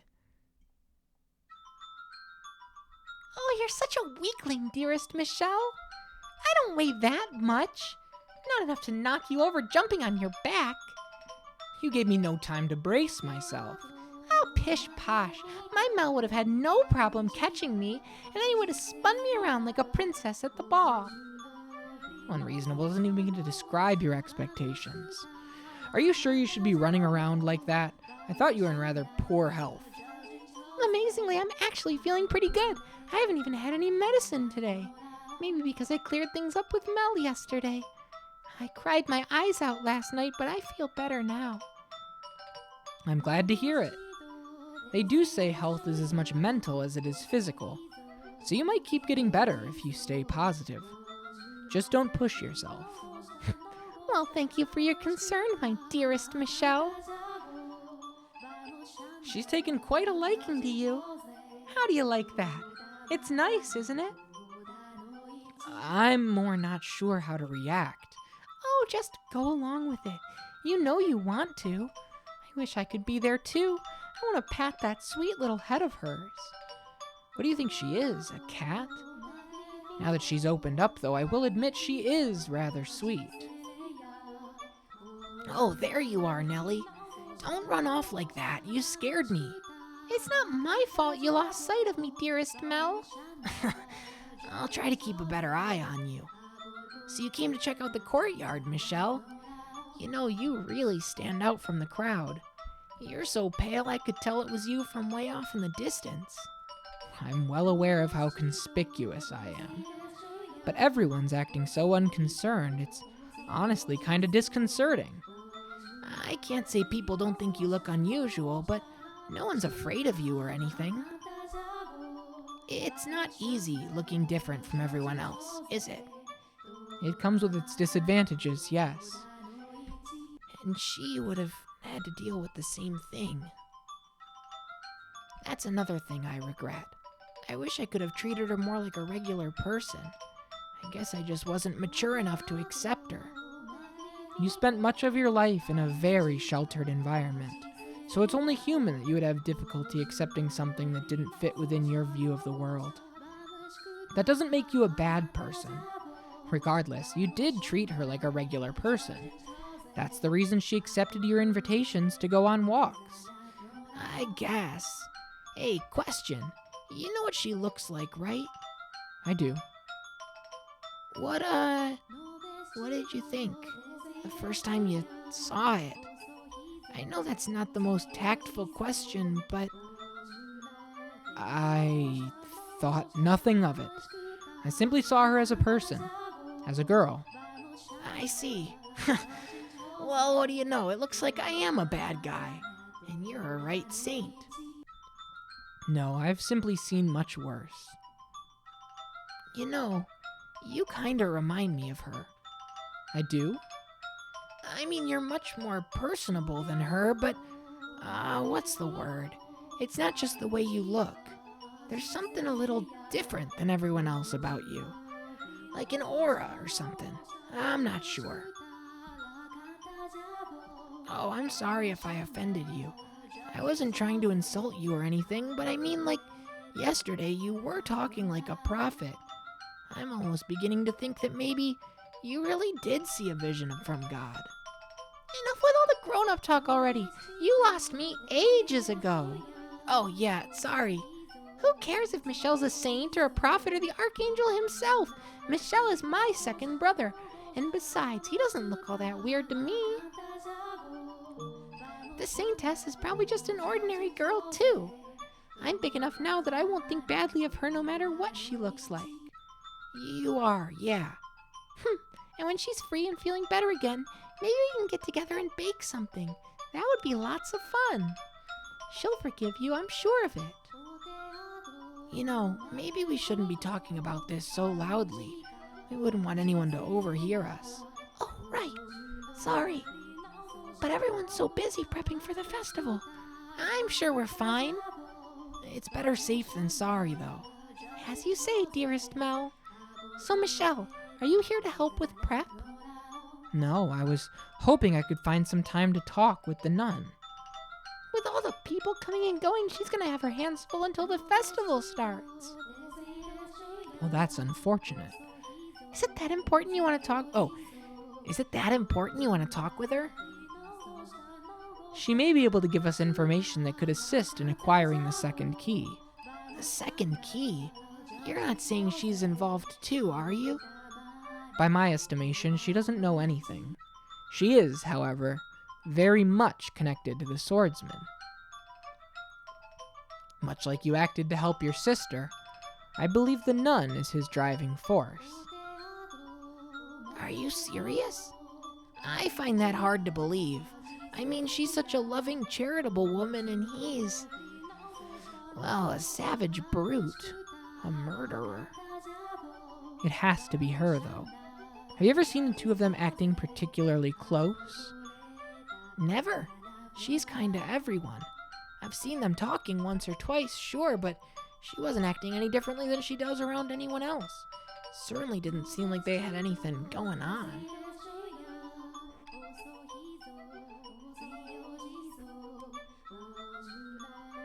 This is, there's Johnson.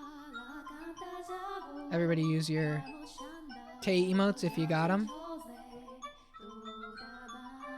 There he is.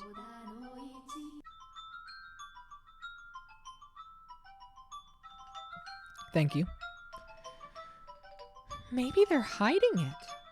Surely there's something between them. I would certainly presume so. Nuns aren't allowed to be romantically involved, so they could be having secret trysts. Forbidden romance! How exciting! So you need to talk with her then, Michelle? I'll leave it to me. You can do it? Well, right now she's showing people how to make the decorations, weaving straw into crowns and flowers and other things. I know how to make them too, so I can take her place teaching for a little. I appreciate it, but if anyone should be offering to help, well, it's me. There's a bunch of them already done, like over there, hanging off the tree branches. Can you make those? They're very intricately designed. You'd have to be really good at weaving to make those, let alone teach other people how. You should take her up on her offer. You're right. Your assistance would be greatly appreciated. You got it! I'll let her know you want to talk, so just hold on tight. And you, dearest Mel, are coming with me. You get to help me make the decorations. Oh, I'm no good at this stuff, though. I said you're coming and that's all there is to it. With me as a teacher, you'll be a pro in no time. Yeah, all right, you win.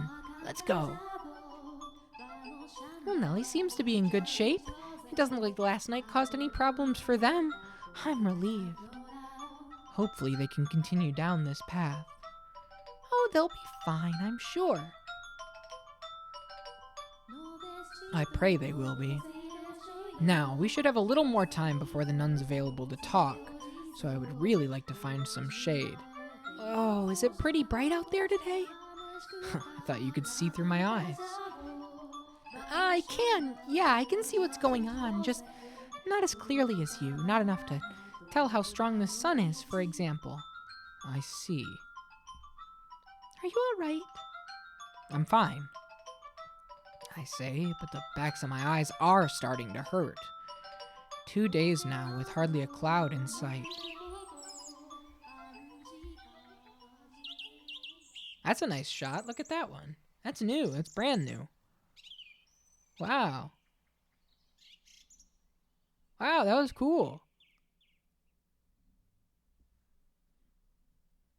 That's like a nice wallpaper.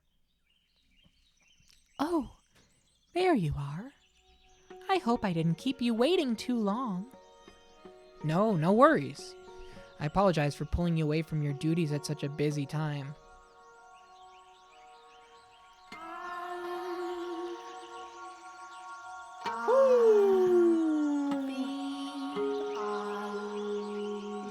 Been a hot minute.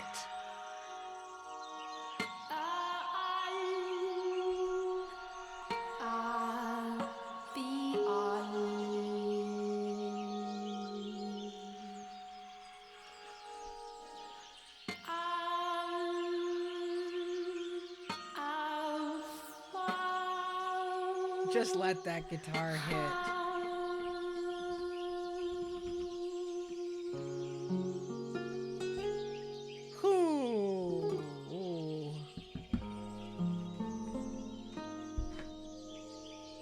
I gotta soak in this for a second, man. I think this is the one.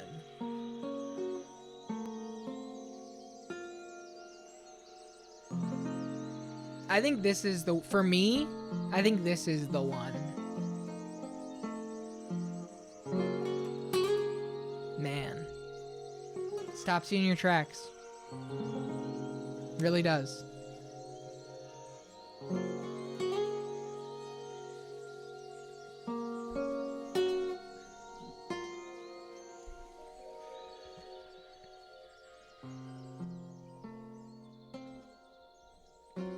After that little surprise this morning, I figured you must really have something you want to say. I do. Something very important. And if possible, I would like to discuss it with you somewhere more private. Let me guess. You're gonna propose to me? Now you should know better than that. I'm a servant of God, the Father. He is the only companion I am permitted to have. No? No, I just want to... I know, I'm kidding. I just wanted to tease you a bit. I can't be away for very long, though, all right? I will do my best to keep it short. Okay. Well, let's head inside and find a room, then. After you. Is there a Javi parallel? My fingers are so crossed that there's a Javi parallel in this world. May I ask you something, Giselle? What? Yeah, what is it? There's something about me that makes people want to tease me. No, not at all. What would ever give you that idea? If you say so.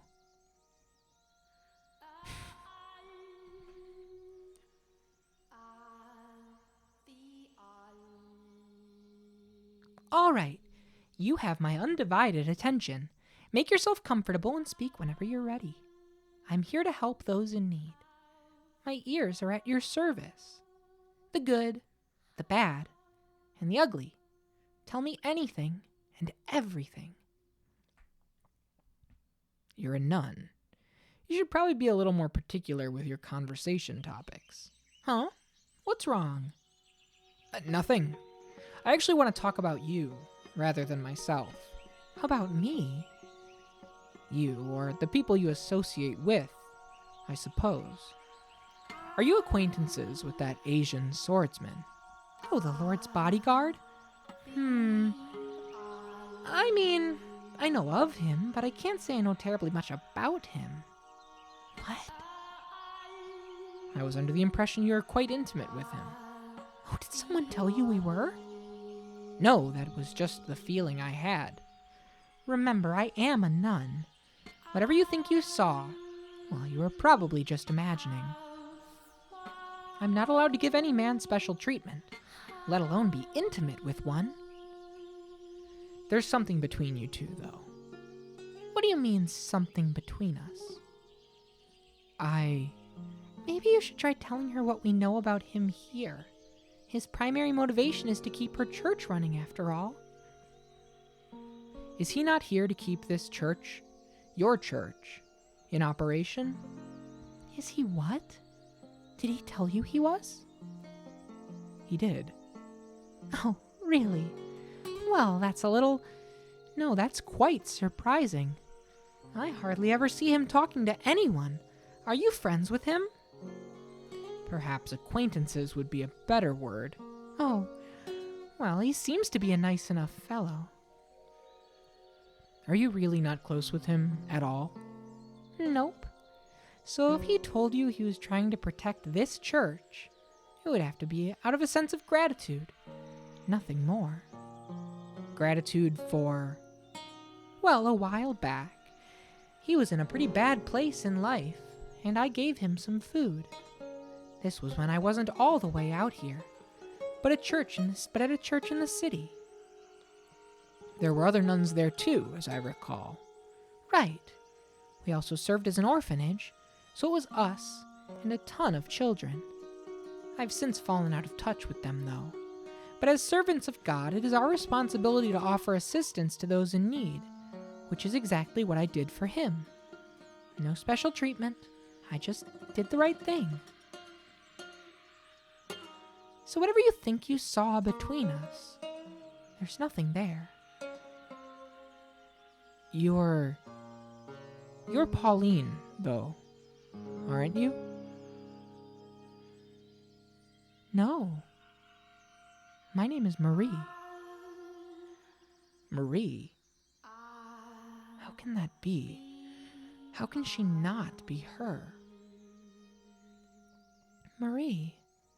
Well, that sounds a lot like a name we heard behind the third door. But I don't think they're the same person. I concur. There's no guarantee everyone's name has to be the same. Mel's and Nellie's were, which just made me think they all would be. That's true. And on the subject of assumptions, it's possible her connection to the swordsman is also a flawed one. Because again, all we have to go on is Mel and Nellie. Although in Morgana's story, I'm pretty sure he said something along the lines of doing what he did to keep her church running. Was he not referring to this woman? Well, I should get back down to the courtyard then. Nellie won't be able to handle everything on her own. It would be great if you could help with the preparations too. Oh, 1 second.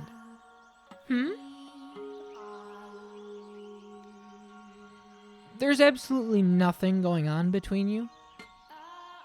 Why can't you just accept the answer I've given you? I don't like being so blunt, but you're really overstepping your bounds. I said there's nothing, and there's nothing. What do I say? If she leaves now, it won't be easy getting another chance to talk to her. Will I be able to get him to tell me his story without having her on my side, though?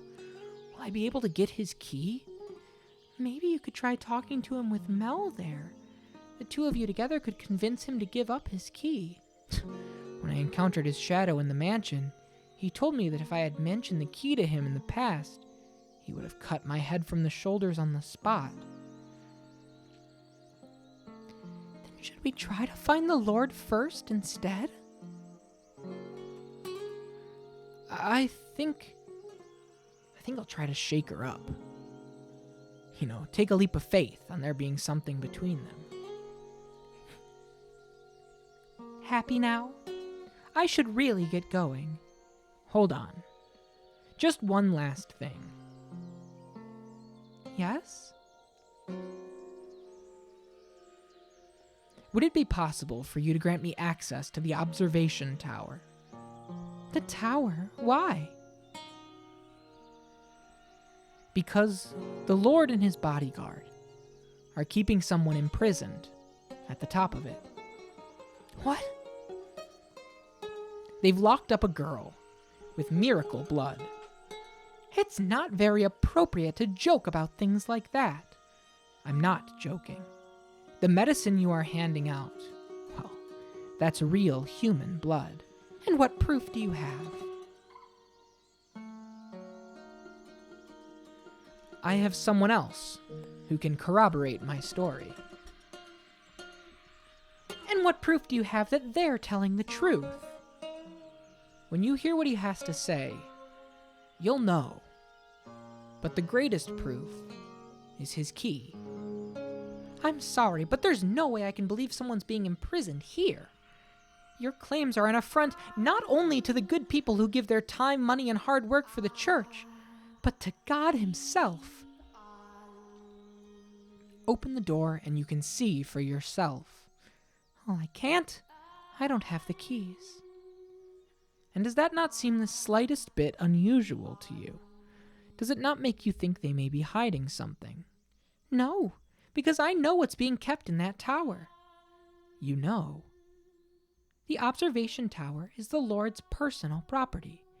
He stores his money and his valuables there because a church is less likely to be broken into than his own manor. His money? Even thieves fear God. So you can understand why he would want to keep his property here. Does that actually make sense, though? If he's so afraid of thieves, well, surely he can afford to hire guards. He doesn't like keeping guards around. Why not? Haven't you heard? There have been several failed assassination attempts. The Lord is not a bad man. He can just be rather aggressive in his work, which has a tendency to make a man enemies, some of whom want to see him dead. And keeping his wealth at hand only increases that risk. Now are you satisfied? Yeah, we failed the conversation check, John, to get to the top of the tower. We didn't have enough. We didn't have our speech stat high enough. Insist all you like, But he is not keeping money in that tower. He's got a... Are you after the Lord's wealth? Is that what this is about? What? Again, I don't like being so blunt, but who do you think I'm more likely to believe? The Lord, who has been supporting me and this church, or you, who showed up out of nowhere demanding me to open the door? I'm telling the truth. There's a dying girl in that tower. I'm sorry, and I don't want to do this, but if you keep this up, I'm going to have to call the guards. I really must be going now. The swordsman. He helped imprison the girl in the tower, so we could get the money necessary to keep your church up and running. With your help, we could stop this. Take some time to cool off. Oh, would it have killed her to be a little more open-minded? I really hope she considers the possibility we're telling the truth, even just a little bit. Is she so defensive because she trusts the Lord that much? Or is her trust in the swordsman? Or maybe it's simply because she doesn't trust me. I think I'll head back to the courtyard. I need some time to consider our next move. That's a good idea. And there might be something Mel and Nellie can do to help too. Perhaps. With the nun denying any involvement with the swordsman, and him being so inscrutable, I find myself at a complete loss as how to go about crossing the wall standing in the way of getting the truth out to him.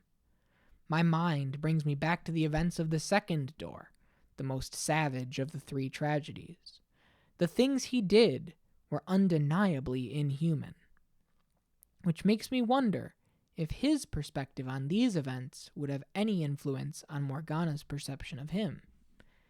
If at all, a positive influence seems the less likely. Was he man, or was he beast? If nothing else, he wanted to be human in the beginning. What was it that he truly desired? If he hadn't been under Morgana's curse, would he have wanted to be the same killer he was?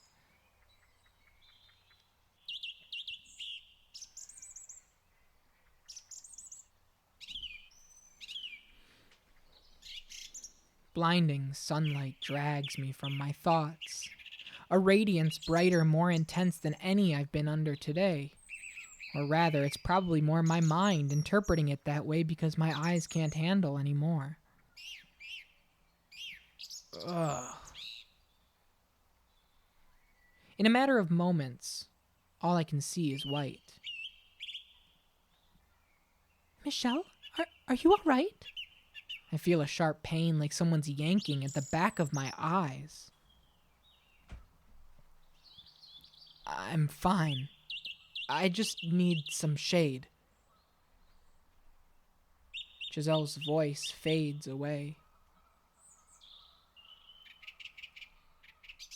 Ooh, I like that too. Look at that.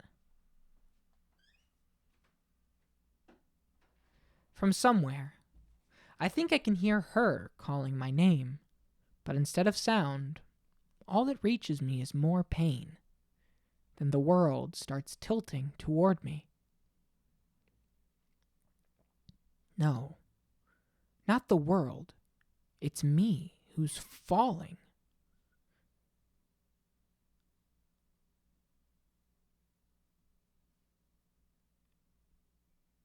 What?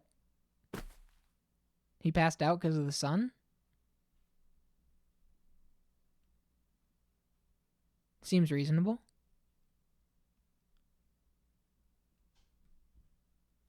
I'm not at the mansion? Where am I? What is going on?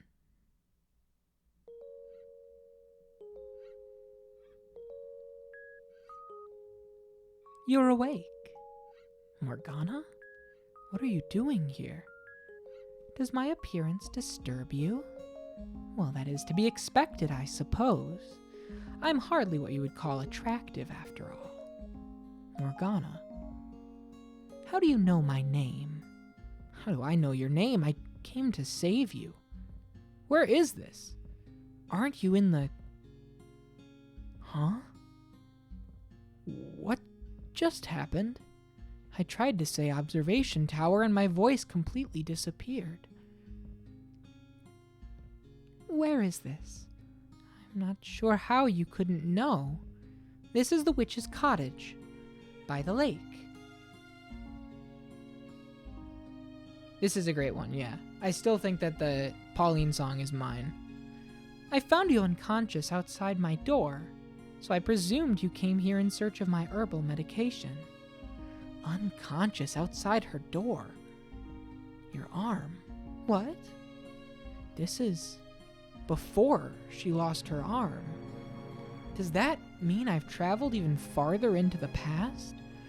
Or could this be...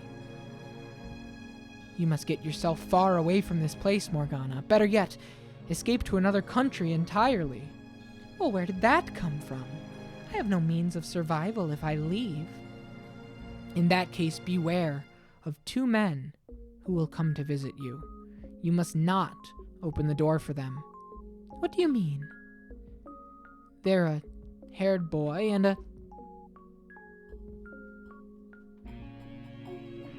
Why do I lose my voice for all the most important details? Is this really the cottage by the lake?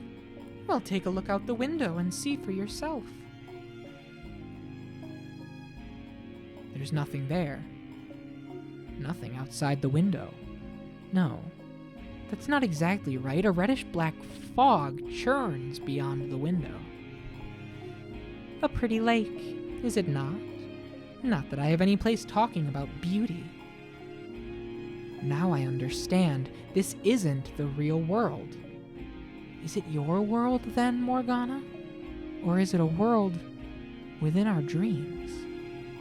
May I ask who you are? I once spent much time at your side. This is all so very strange. It was always you who was talking to me, and now you don't even know my name. Shall we talk for a bit, Morgana? If you're going to try to convince me to leave, well, I won't have it. And please, watch what you say. There's something very unsettling about your choice of words. As you wish. In that case, let's talk about ourselves. For so long, I fought to fend off the things you said.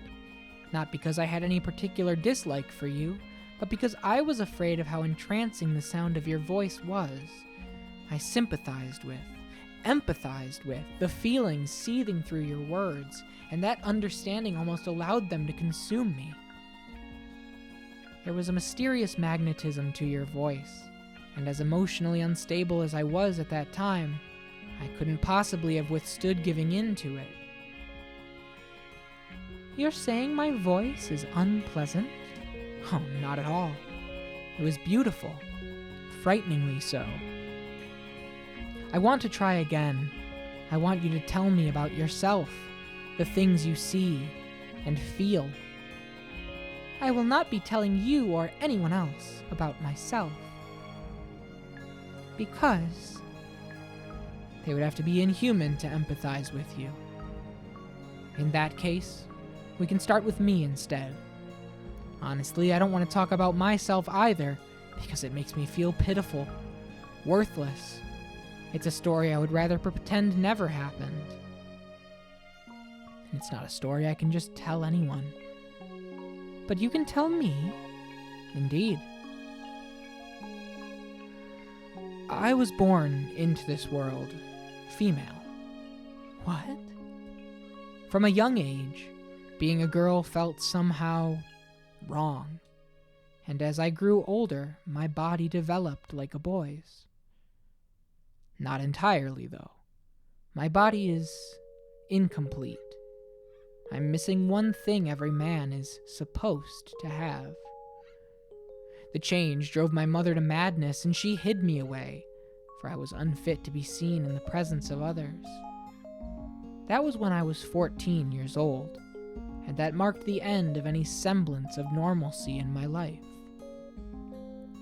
Morgana, You once told me that our fates were decided before birth, both yours and mine alike.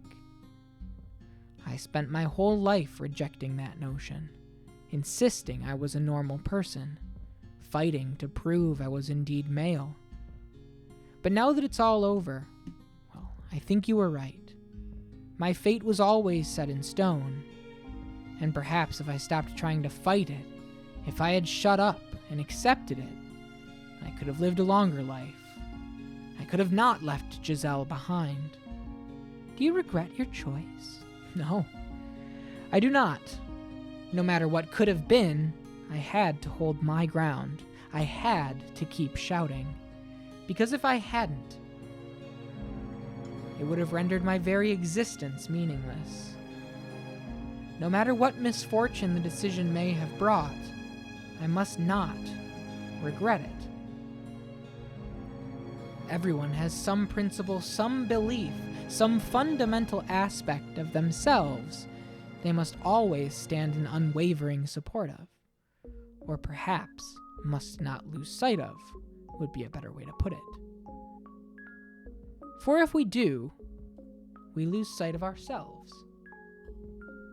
For most people, these beliefs have probably been internalized so deeply they aren't even aware they hold them. But what we carry inside us is unique. Difficult for other people to understand, to accept, forcing us to walk a path of solitude and persecution. I believe you genuinely do have miraculous powers. And who knows, maybe your blood is special too.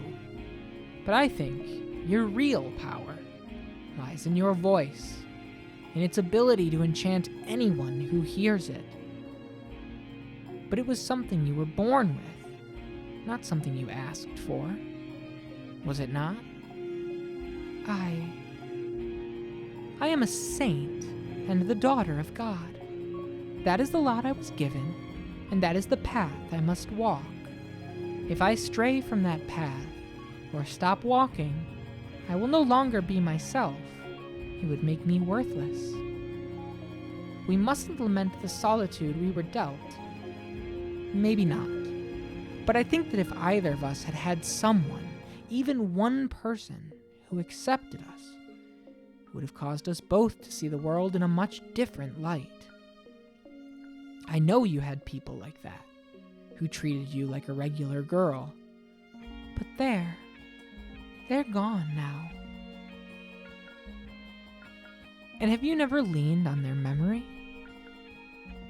It comes back to me from time to time, but even then, they were different to me than me. They were so full of kindness, so very human. And while they taught me to experience their joy, not even they could change what I ultimately am.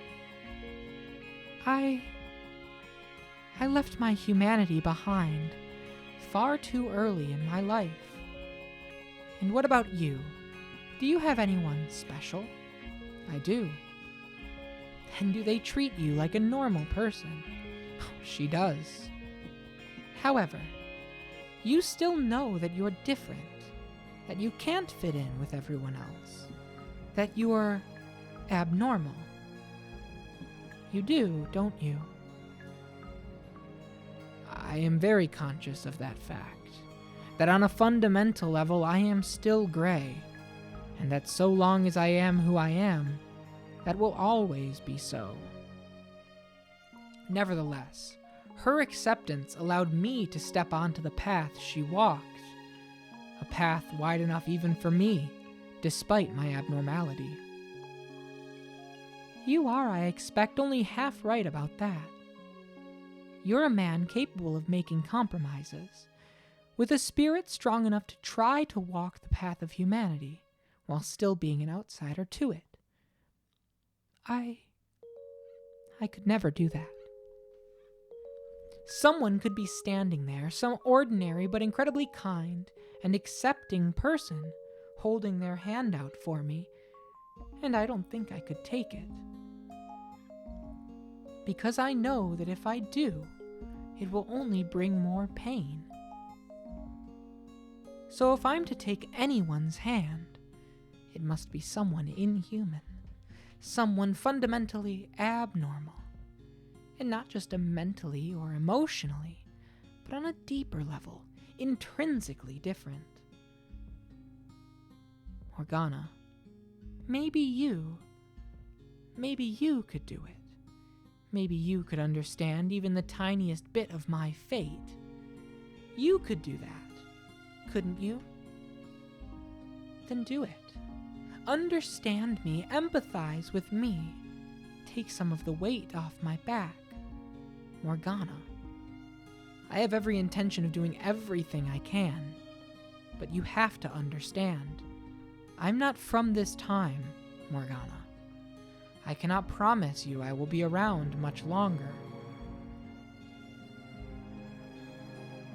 So instead, take as much time as you need to find someone who will accept you, and with them, slowly bring yourself back onto the path of humanity.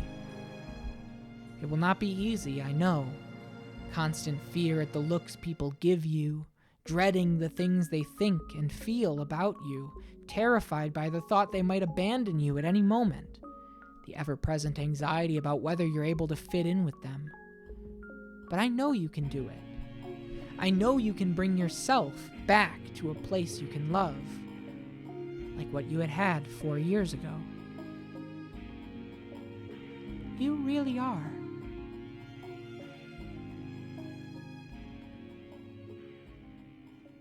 Michelle,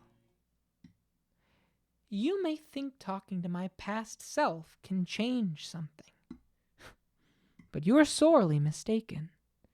Nothing of the girl you see there remains. Poke and prod at the past all you'd like. It won't change anything, my dear. It's all too far gone to have any effect.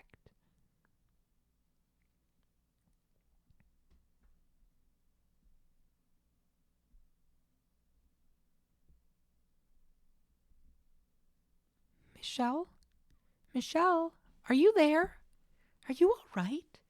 Get up, Michelle, please. Yeah, so he did pass out in the sun. Oh, thank goodness. You're awake. Did I pass out? Oh, you're awake. Are you okay? Did you hit your head? Nellie. You gave everyone a big scare, dearest Michelle. All of a sudden, you were just on the ground.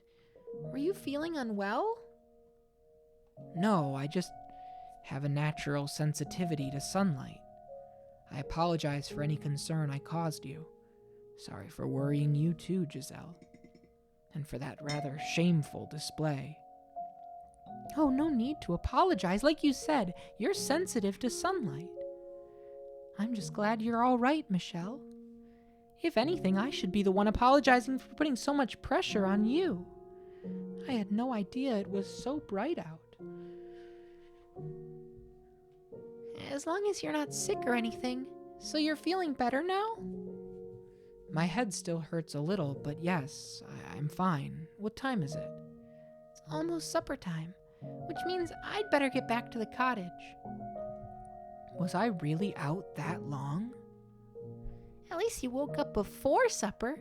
I should get going though. See you tomorrow, Michelle. Good night, Nellie.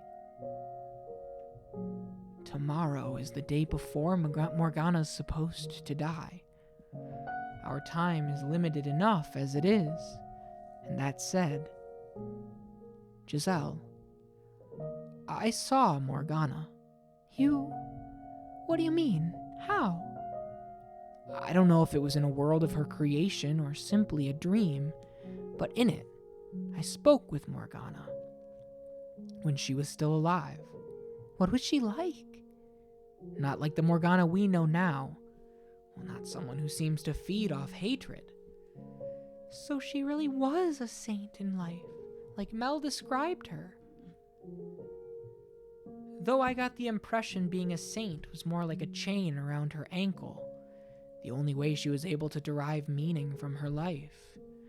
Not to mention the utter sense of solitude brought about by the knowledge that no one like her would ever come into her life. Do you think she wanted to break free from the chains then? Even if she were able to, she would never be able to return to anything resembling normal.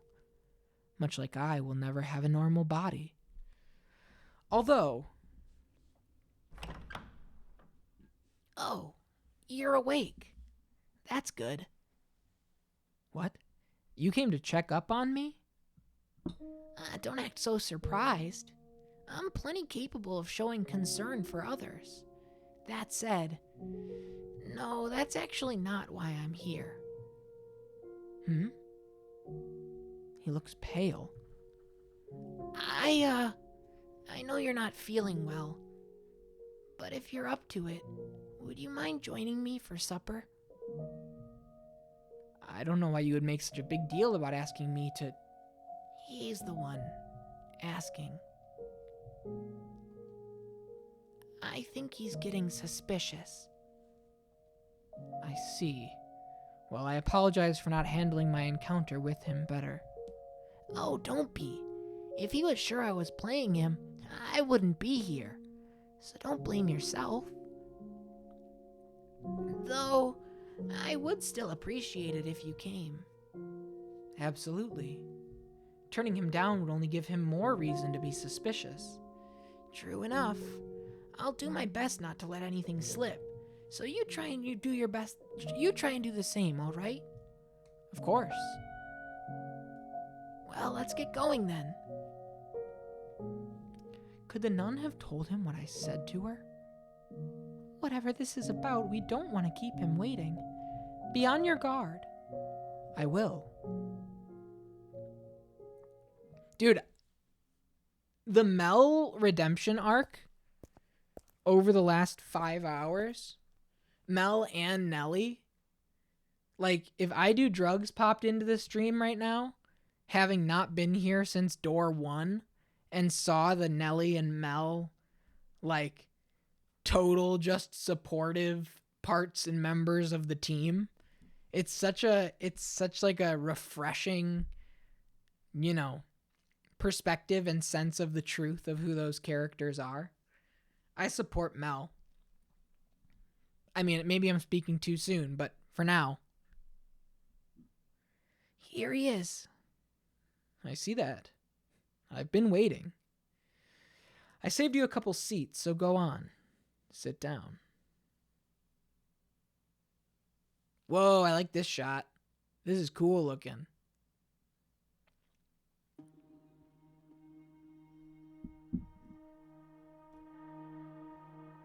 New song, new song, new song. T-sip.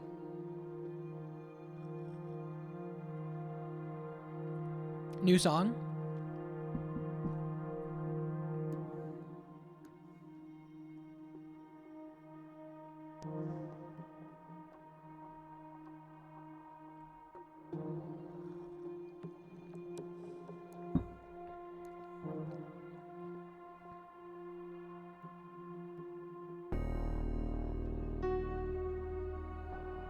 This is unbearable.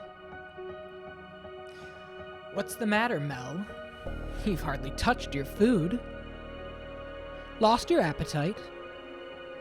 I've never been a very big eater. No? Then why don't you give the rest to your friend here? It's a bit bland, but it's passable. Wouldn't you say? This pressure is nothing if not overwhelming. How does he expect anyone to eat with air so tense? It's like a Rainbow Six song. What the hell? It's like Rainbow Six menu music.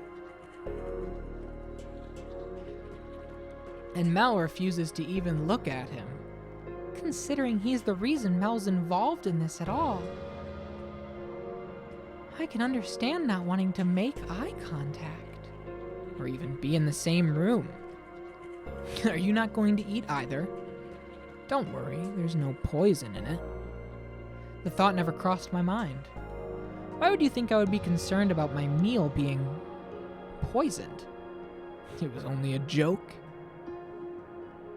I don't see the Lord anywhere. He's gone back to his manor. I thought you were his bodyguard. He's a lord. He's Got more than one guard? Why did you invite us to supper? Is there any reason why I shouldn't have? There are plenty. Such as? Like, I imagine anyone would feel a bit overwhelmed dining with the Lord's personal bodyguard. like that? In fact, I'm surprised you two knew each other at all, let alone were on good enough terms to share a supper together. You haven't told this man anything. Have you, Mel? Nothing. All I told him is that you were the Lord's bodyguard. I see. You want to know what kind of terms we're on? What? We are accomplices. Such a shame this was how your reunion had to turn out. You finally get to see him again, only to learn he's a criminal. Wait, what are you... What crimes might you be referring to? Take a guess. What sort of atrocities do you think we're committing? What is he doing? Why would he tell you that? He wants to gauge my reaction, I assume. I have to choose my words carefully. I can't say too much, but I won't get anywhere saying nothing either. How should I handle this? I have no idea. All I'm asking you to do is guess. Oh, just say the first thing that comes to mind. You're putting me on the spot, telling me my friend is a criminal, and then asking me to guess the crime. Did you honestly think you would get any sort of answer out of me? You make a fair point. Then allow me to change the question. If you found out a friend of yours was a criminal, would you still be able to be their friend? Does that question make you uncomfortable too? Consider it a sort of sideshow to liven up your meal. Don't take it too seriously. Well, it would depend on if they feel guilty about what they've done, and if they have any intention of making penance for their crimes. And Mel, well, he's someone who would feel ashamed of any wrongdoing he might or might not have participated in. I see. What about you? If you had done something you knew to be wrong, would you be ashamed? Would you make penance? Maybe. Maybe not. You have one hell of a friend here, Mel. Michelle, that was your name, wasn't it? Do you have any other friends? I don't have it. Many, no. Any in this land? No. Why do you ask? Well, I don't have any friends here either. Or maybe I never had any at all. Maybe he wants to be your friend, Michelle? Somehow I doubt that. Yeah, I guess not. Any family? I left home some time ago, and are they too far to visit regularly? Why do you want to know? Well, I'm in a similar situation myself. Thought it would be nice to find some common ground. I find it difficult to take him at his word. So you made the long journey, all the way out here, so you could see him. That I did. This is just a small detour in his travels. That's what you told me, isn't it? That's right. How very gracious of you to go so far out of your way for him. Oh, and Mel, I've got a question for you as well. What kind of question? Think of it like a little game. You're standing on the edge of a cliff. On your left, your sister. And on your right, him. They're both about to fall. You can only save one. Whose hand do you grab?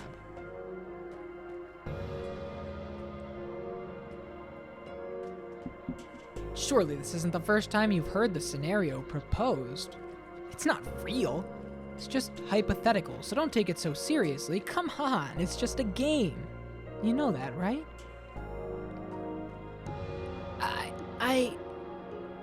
You don't need to answer. As he said, I'm only here to see him. When I heard there was going to be a festival, I requested permission to remain until then. And if that displeases you for any reason, I apologize. But hypothetical or not, a question like that makes it uncomfortable for everyone involved. Are you trying to make him feel cornered? Not at all. It was merely just a question. I never meant to make him uncomfortable. My apologies. Now I suppose I should take my leave, as it seems my presence makes it hard to enjoy the food. Relax. I'm not staying here tonight. I won't get in the way of your reunion anymore. You said you would be here until the Harvest Festival? They're supposed to be putting on quite the impressive event. Look forward to it. May I ask you one thing before you go? What do you think of the nun? Are you very close to her? I'm not close to anyone.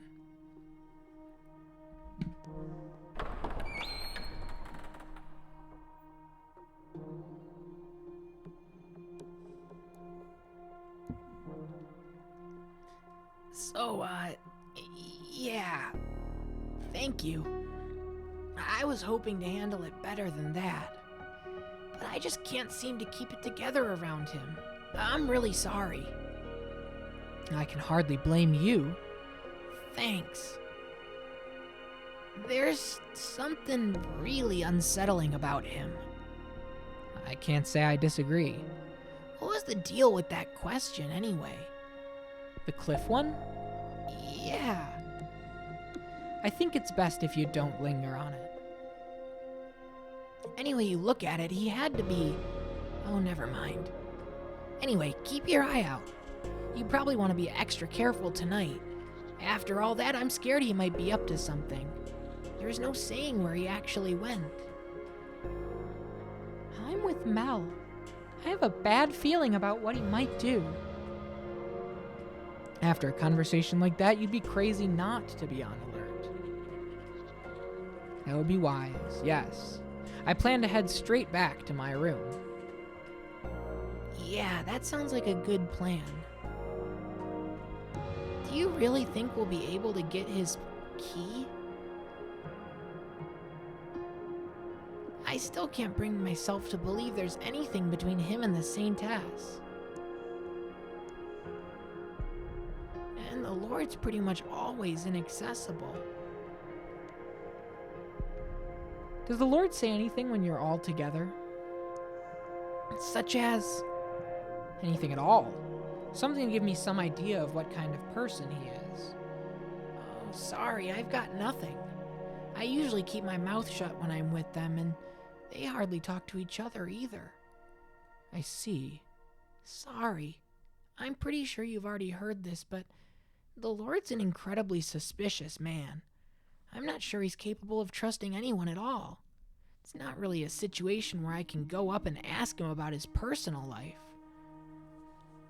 After several failed assassination attempts, among other things, he's just grown to be suspicious of everyone around him. If someone's walking up to him and even thinks they might try something, that's all it takes for him to have them beheaded. As a person, his reputation's awful, but he has done a ton to improve this city's economy, so the merchants and artisans think he's all right. And out of curiosity, what is the Lord's name? Huh? Oh, you don't know that either? His name is Jean-Francois Barnier. What? That name doesn't fit him at all! Not one bit. He does not look like a Jean-Francois. Could that mean he's not the Lord, then? No, the Lord is the only other person who did enough to earn Morgana's wrath and be on the receiving end of her reconstruction wish. It has to be him. But between this and the nun being named Marie. Things are starting to get a bit muddled. Hold on a second. I think I've heard the name Barnier somewhere. There was a diary in the library when I lived in the mansion, as I recall, written by someone named Barnier. Actually, now that I think about it, the same diary also showed up in Mel's next life. In it, he was complaining about not having gotten the larger of the family estates. And a bad harvest, I think. I think I saw Jean-Francois Barnier play at the World Cup today. Right. That was one of the books your family sent you, right? Actually, that was one of the books they didn't. It was already in the library when I had arrived. You think he could have written it? And here I thought it was just the scribblings of a disgruntled noble. If the book really is that old, I'm amazed it was in such good condition for so long. We can't be more than 100 years behind our own time, so it's not inconceivable it would still be in good shape then. But Mel came back many hundreds of years after that. It's almost like it was frozen in time. You know, I think time actually may have been stopped during the times the mansion wasn't present in the living world. I kept it clean, yes, but one person going around dusting wouldn't be enough to keep it from falling into disrepair over hundreds of years. Just what on earth is that mansion? Is it also a part of Morgana's miracle? What's the matter? You've just been standing there staring off into space. Oh, sorry, I got lost in thought. You seem to do that a lot. Just go off into your own world. I swear, you've got to be more absent-minded than me. That's not important though, I guess. Anyway, so I've been trying to think of ways I can help, but sorry, I haven't been able to come up with anything. It's fine. I'm simply glad to have you on my side. Sure. Well, I should get back to my room. If you have any good ideas, let me know. I will. I should head back too.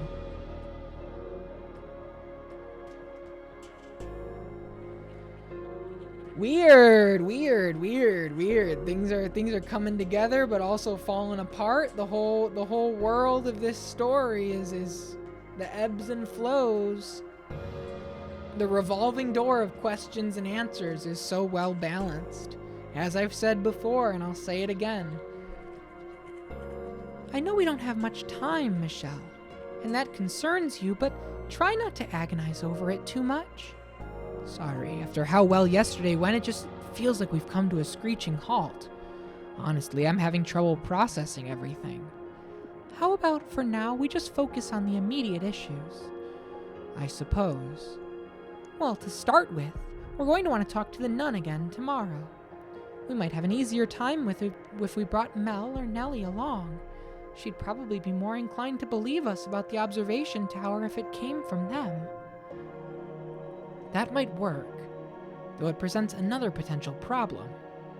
What if she doesn't believe them? It could put the two of them at risk. And there's also the chance she's not involved with the swordsman at all, as she claims. In which case, convincing her doesn't get us any closer to getting the truth out of him. Maybe it would be better to approach it from the Lord's. Did you hear that? It came from over by the window. Maybe it's a cat. I'll go check. I gotta stand and stretch after this. I can feel like my tightness in the side of my... Whoa! What the fuck?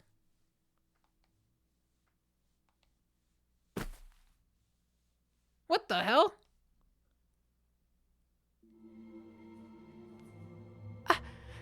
It's a ghost! There's a ghost out there! Get away from the window! Hurry! You don't want it to possess you. Oh, calm down. Your scream startled me far more than anything. How am I supposed to calm down? We have to go find Mel and get another room. We can't stay in this one any longer. No way. I don't think it was a ghost. In fact, I'm going after them. What? No, you can't be serious. Michelle!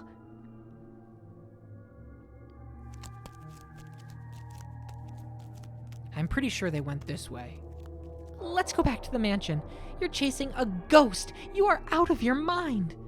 You know, now that I think about it, she's essentially a ghost herself, afraid of another ghost. I think I saw movement in the bushes over there. Is this the one?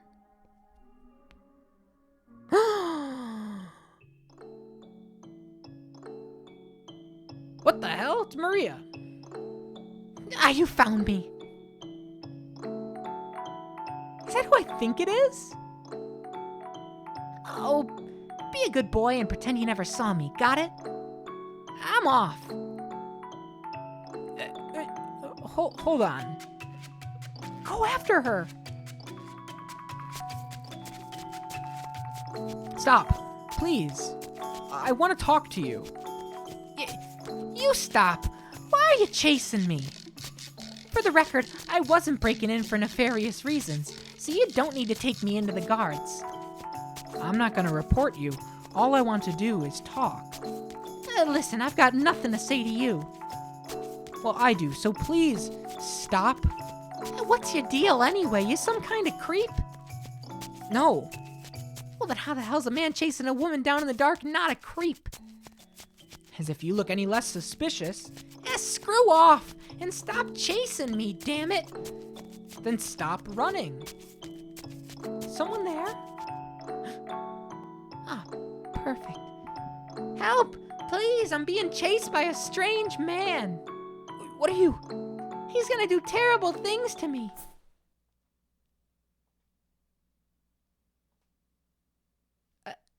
Is this as bad as it looks? It's worse. What's going on here? Wait a minute. Don't do anything rash. I can explain. I'm completely innocent. Maria? Well then. Things are suddenly looking better for us. So it would seem. What are you doing here, Maria? Wait, are you... Is that you, Pauline? What? They know each other? And she called her... So I was right. That is your name. That is my earthly name. It is not who I am now. I am Marie. I no longer go by that name. Marie! That's your name? That's a fucking laugh. Are you joking? I am not. And that outfit, you become a nun or something. Is that part of the gag? That's why you call yourself Marie, huh? Name suits you a hell of a lot better than me. The Virgin Mary's namesake grows up to be a whore, while sweet little Pauline grows up to be a genuine Virgin Mary. What do you say? Want to take my earthly name and I'll take yours? You don't have to be so crude. This seems like it could go south very quickly. That reminds me. I heard word there was a saintess or whatever at the church here. Is that you? A saintess, huh? That's just what people call me. I don't actually consider myself a saint. Pure as ever, I see. This is very Nobuo Uematsu. This is very, like, piano rendition of Aerith's theme or Tifa's theme or On Our Way or something. This is very Final Fantasy piano arrangement Uematsu. I like this one.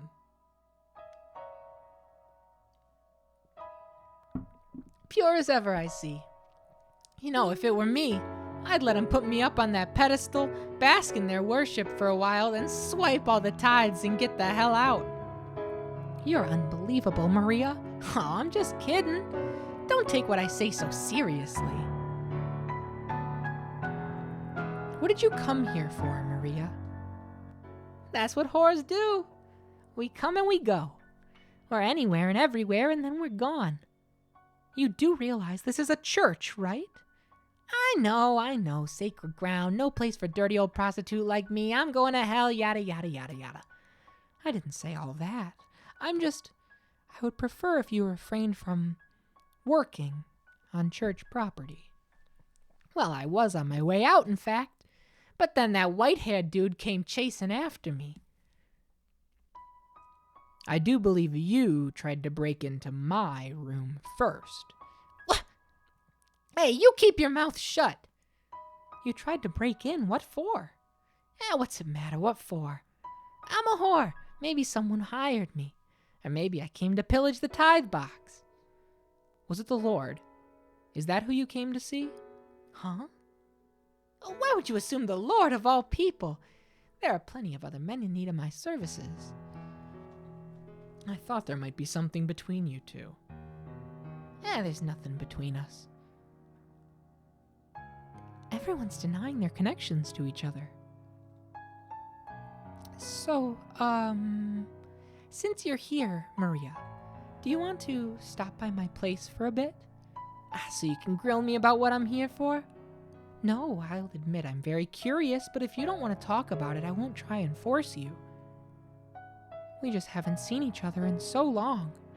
I'm sure we've got plenty to catch up on. Come on, surely you can stay for tea at least. They don't call you the Saintess for nothing, huh? You'll even invite a whore into your house for friendly chit-chat. I wish you'd stop calling me that. You're an old friend who I haven't seen in years. It's only natural to want to catch up, is it not? They're old friends? Not sure that exactly applies to us, you know. But sure, why not? Though to tell you the truth, I have no idea what the hell we'd even talk about, so I'll agree to come on one condition. Whitehair here comes with. Wait, who, me? You can't let this opportunity go. Now that we know the nun's Pauline, we might be able to get more out of her. That's fair, but still. Oh, I'm not sure how comfortable I am bringing a man into a house with only girls. And I'm not sure how comfortable I am going. What's the big deal? You afraid he might turn feral? No, he ain't that kind of guy. You've got nothing to worry about. You seem to trust me quite a bit for someone you just met. Not so much trust, more like the air you give off. Air? You don't look like you've got the balls to do it. What?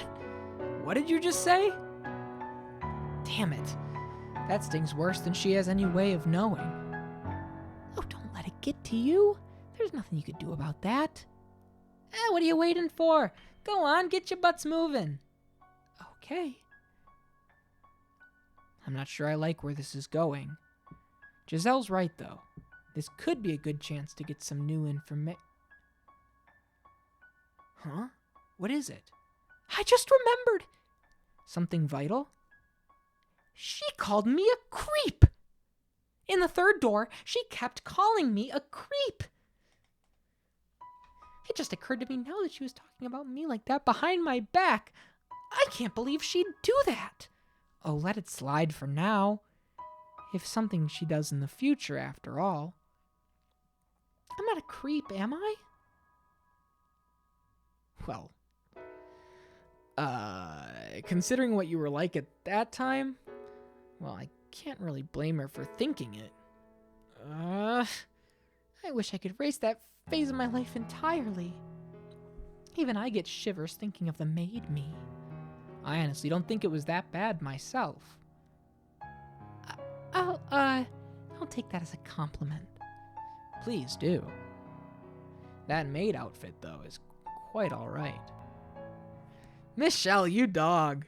He's got a little rowdy streak in him every so often, time and time again. Yo! We've heard this one before. This was the times were good in the Giselle and Michelle era. I do have to get up and get an Advil for like my side, which is bugging me. I'll be right back. Just enjoy the music for a second. It literally will be the fastest break.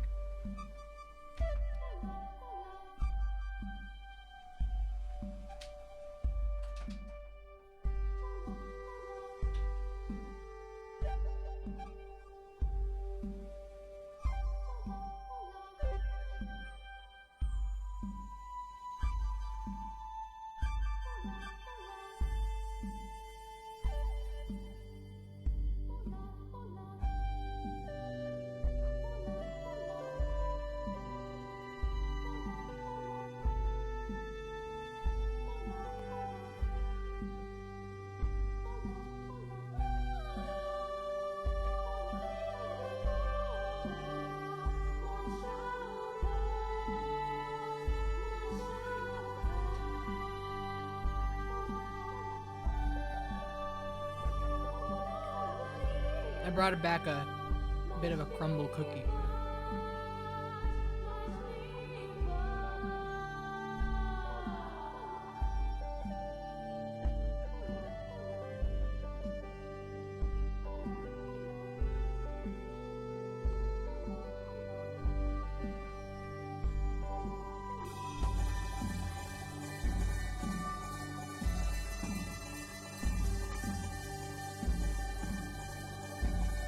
Mm-hmm.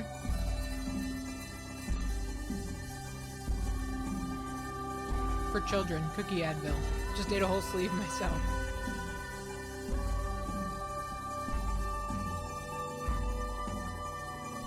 Oh, hello, dearest Michelle. What brings you here so late? Did you come to see me? It was the pipsqueak. She lives here. I took her in.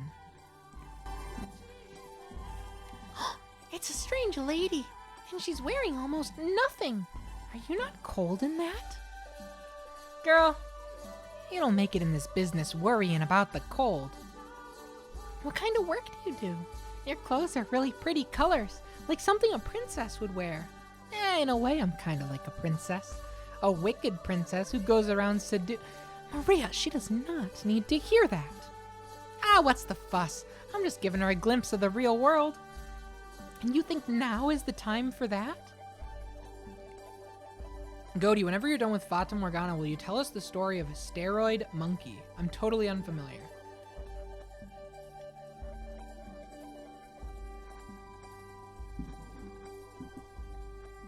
I don't recall steroid. You mean, wait.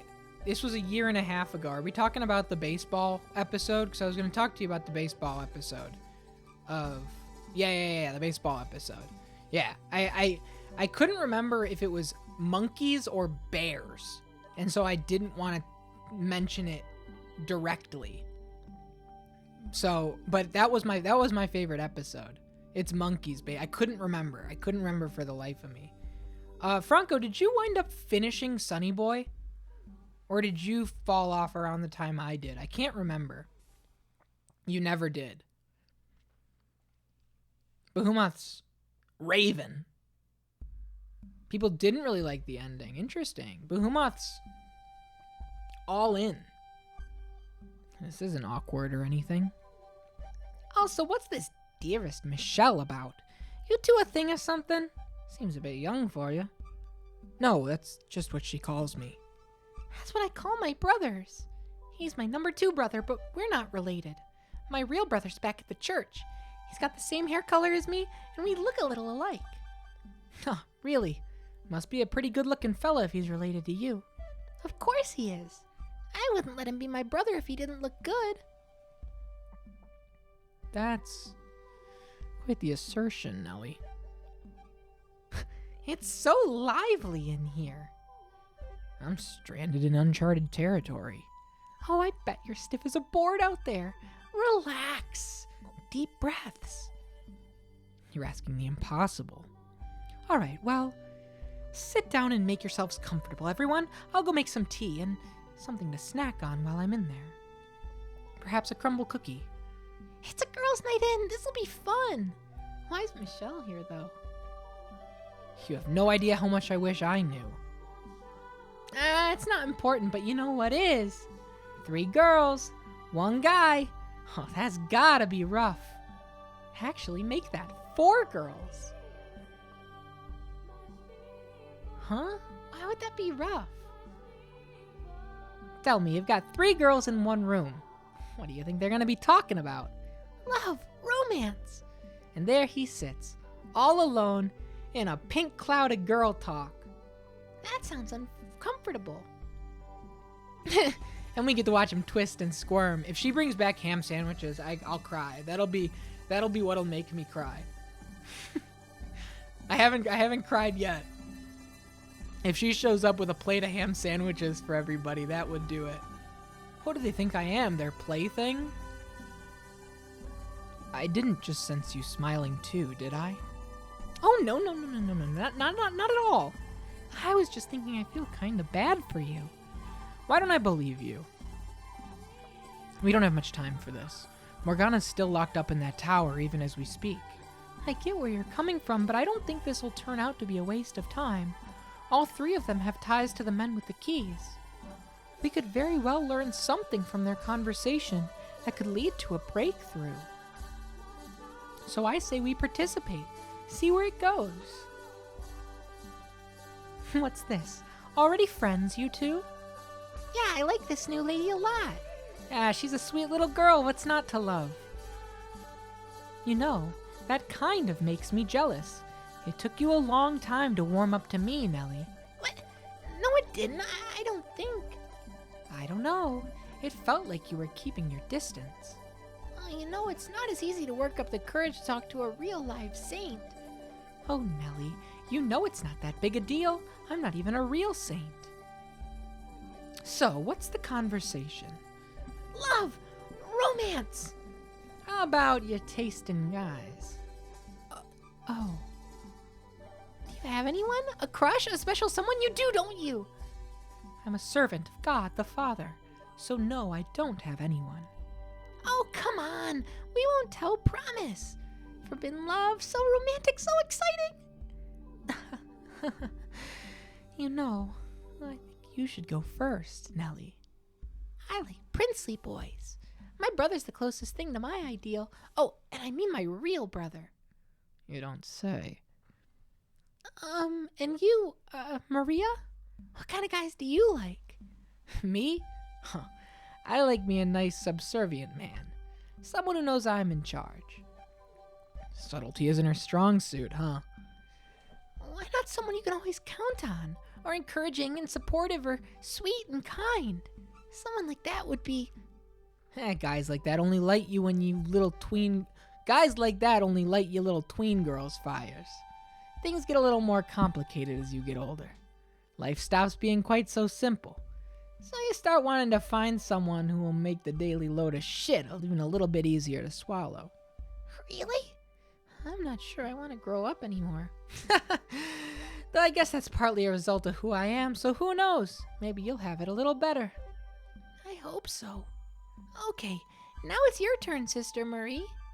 Me? I suppose I could tell you who my favorite angels are. No, it has to be someone real. You have to have someone. I already told you. Oh, there's someone else who hasn't gone yet. I can go after that, can't I? Who else is there?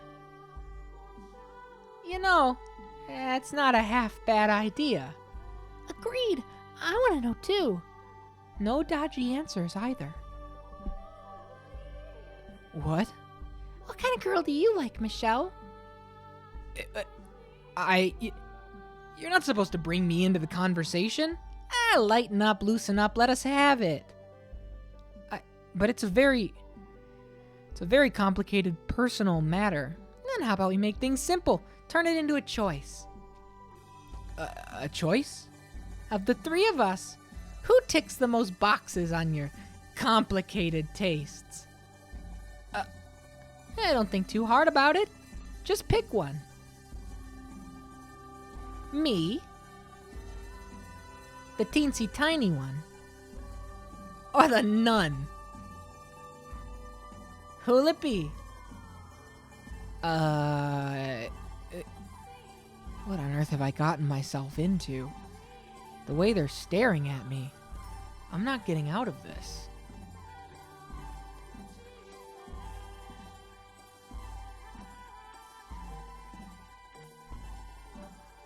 Most important choice in the entire game. Make 3 saves?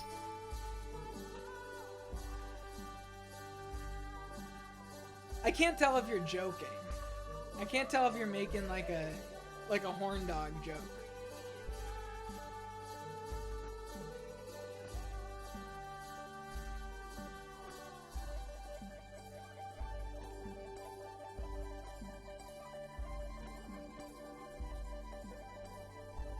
What's he got?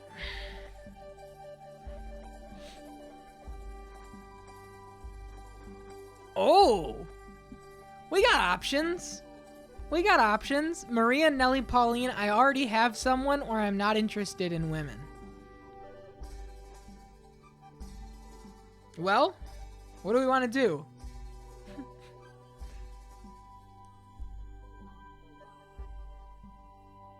Should I just go down the list?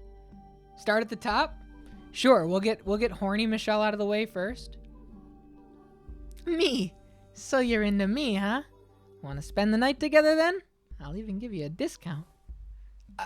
I was simply answering your question, not propositioning you. I wouldn't even discount to spend the night with you.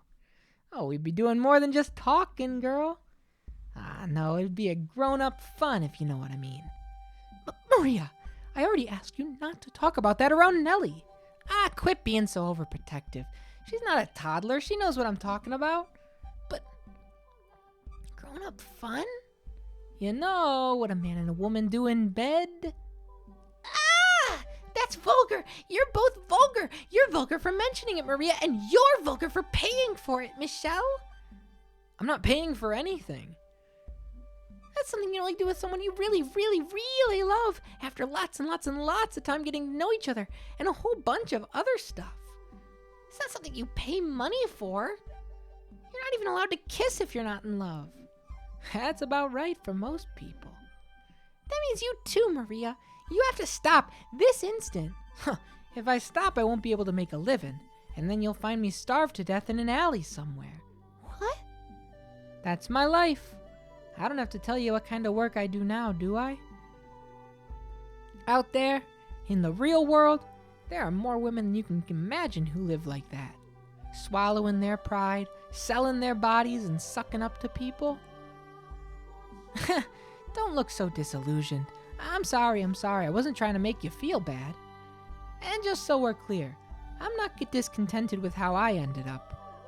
If anything, I mostly just hope you don't think worse of me for it. I don't. Not when we were just getting to be friends. I'm just surprised, that's all. As you should be. And I hope you keep right on the straight and narrow. Behind the third door, she was driven by a desire for vengeance. But I guess she's not really a bad person, huh? I only answered the question because they were pressing me to. I'm not actually interested in her. I promise. Oh, took you long enough to remember me. Oh, I'm sorry. It's okay, I know. Though I think it would have been better if you had just said you already had someone instead. I assumed there were only 3 choices. You need to learn to think outside the box. That said, can I ask you something? Yes? Why did you pick Maria? Because she's bright and energetic. Like you. That's a good answer, so I'll let you off the hook. Thank goodness. Now that Michelle's answered, it's your turn. Okay, now we load. Now we see the next one.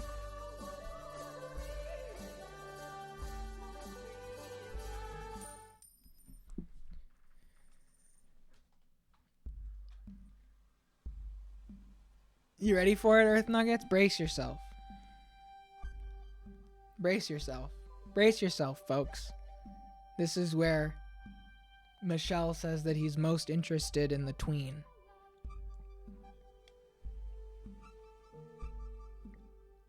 I never saw any answer except the 4th one for this.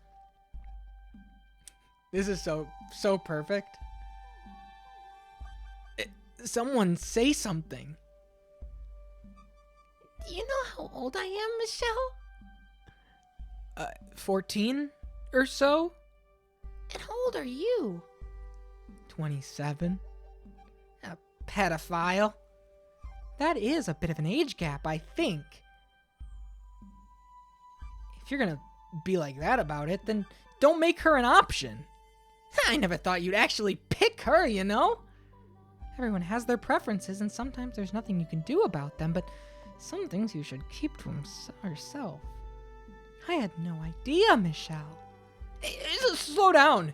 Don't all dogpile on me at once. That isn't why I chose her. Yeah, you're welcome to defend yourself, but choose those words carefully or we'll tie you up and throw you out into the cold. Nellie thinks of me as a brother, and she's the one I've had the most time to get to know, so I chose her because of the three of you, I'm closest with her. So you don't have any inappropriate feelings for me?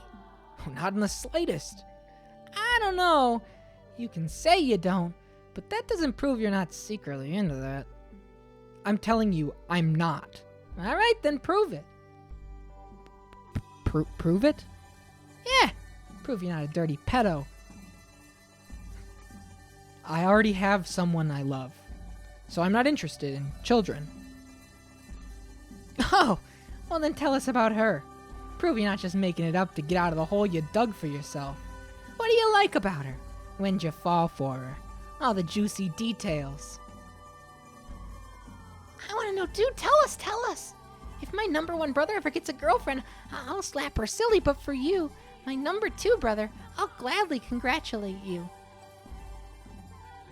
Let's start with her looks. Tell us what you like about her body.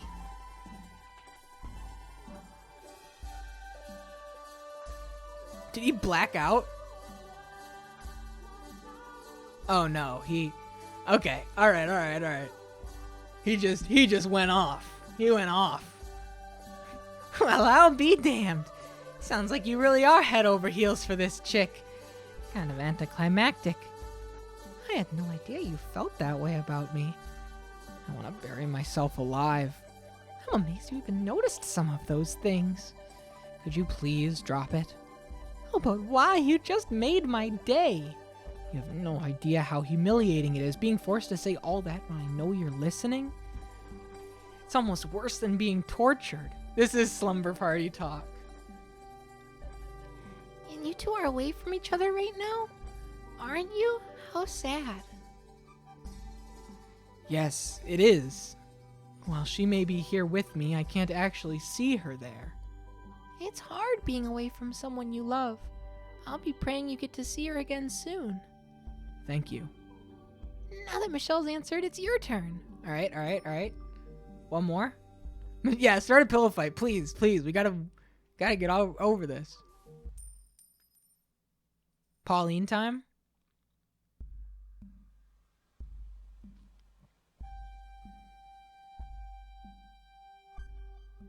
Come on. Takes a while for the options to pop up sometimes. Huh? Me? A lot of guys are into that, yeah.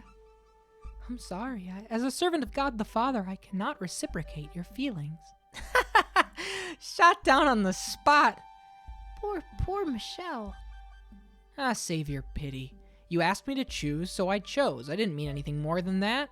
I don't know. I'm not convinced you didn't fall for her the moment you laid eyes on her. Poor Michelle. Listen to me. What about me do you like? Out of curiosity. What about you? It'll only make things worse if I think she seemed like the safest option. No, real reason. It's not that hard to see what he likes. You're nice to everyone. You rarely get angry. You're hot as hell. And you've got huge knockers. Oh, Maria, please. How crude, dearest Michelle. Could you stop heckling me already? Michelle, there's something I need to ask you. What is it, Giselle? Did you fall for me because I have large breasts? What? No, absolutely not. If I hadn't, would you still love me? Of course I would. All right, in that case, I'll pray for God to make me completely flat. What? See, I knew it. You wouldn't love me anymore. Of course I would. I don't know why you would ask him to take back something he blessed you with. You men are all the same. How does liking big breasts make me a bad person? For real. The hell are you doing over there, Michelle? Honing your charades game? Don't worry about it. Does that mean that other boys won't be interested in me if mine aren't big too? I can massage them for you so they'll get big. You won't be too rough? I've been listening to this while playing Ocarina of Time. We've been through the ringer, Minky Moo. How's Ocarina of Time going? I'll be very gentle. Maria, Nelly. This couldn't get any more uncomfortable. Now that Michelle's answered, it's your turn. What, do I really have to? Okay, now ready? We gotta load up next one. What's up, Fix? How you doing? What'd you just walk into? The most pivotal choice in the game. Michelle establishing his harem. It's good, just got to the Spirit Temple? Hell yeah. Hell yeah.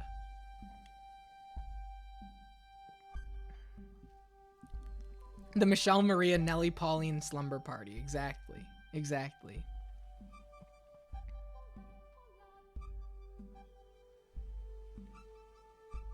How you doing, Fix? Should we just go, let's do this one and then end with I already have someone. I already have someone is the answer.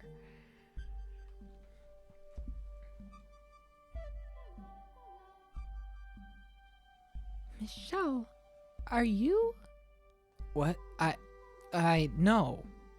No, I didn't mean it like that. I only said because I thought it would be disrespectful to you to choose any of them.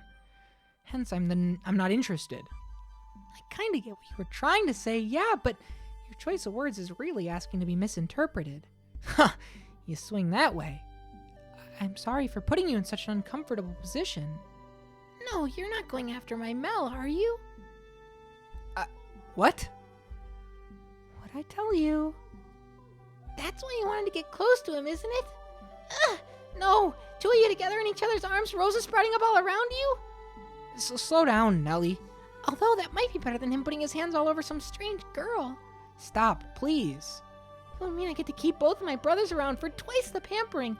Oh, that actually sounds really nice. Please, for the love of God, stop fantasizing about it. Oh, I know. First, we'll need to buy a new house, one where you can have your own room to yourselves, so I can stay out of your way. Stop it! You're gonna make me sick. Huh? You mean you don't like Mel then? Absolutely not. What about, the Lord's bodyguard?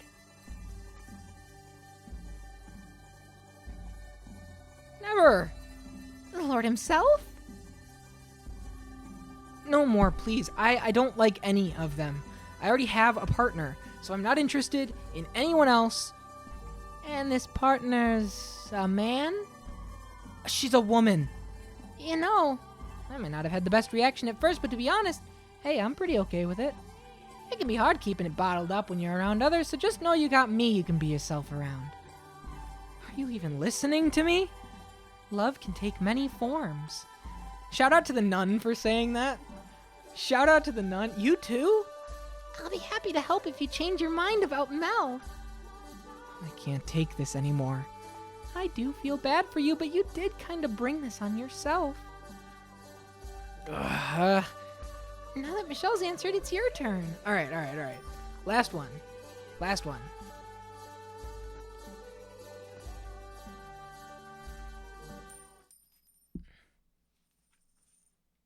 My controller's gonna die.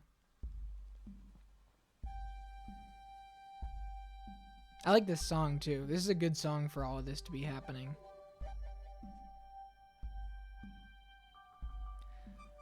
I already have someone.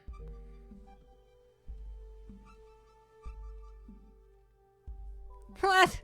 Really? That's no fun. You can still tell us what lights your fire, at least, even if you already got someone. Loving someone is a beautiful thing. I will pray for God to grant you both his blessing. What's she like, though? I want to know. Tell us about her. What's she like? She's always smiling. She's a very cheerful, energetic person, the opposite of me in many ways. So she's staying at the mansion with you? No, I'm here alone. Does she not feel the same way about you? Unrequited love, is it? Ah, you poor thing. It won't be cheap, but I'll keep you company for the night if you want. She loves me, too. Then why isn't she here? If you're a couple, you're supposed to stay together. Did you leave her behind when you left? Circumstances prevent us from seeing each other right now. I can always feel her there, by my side, but I can't see her. What circumstances? Now, Nellie, don't be prying. It's a personal matter, one I'm sure isn't easy for him.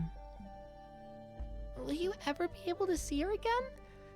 I have faith that I will, because when I see her next, in the flesh, I need to take her by the hands, look her in the eyes, and tell her something very important. Michelle. Is she somewhere really far away? Or is there something else getting in your way? Women are fickle creatures, though. You may think she'll always love you, but spend enough time apart and who knows how those feelings might change. We're not as bullheaded as you guys tend to be. While you're here, away from her, she could find someone else she likes. Or maybe she already has. I would never!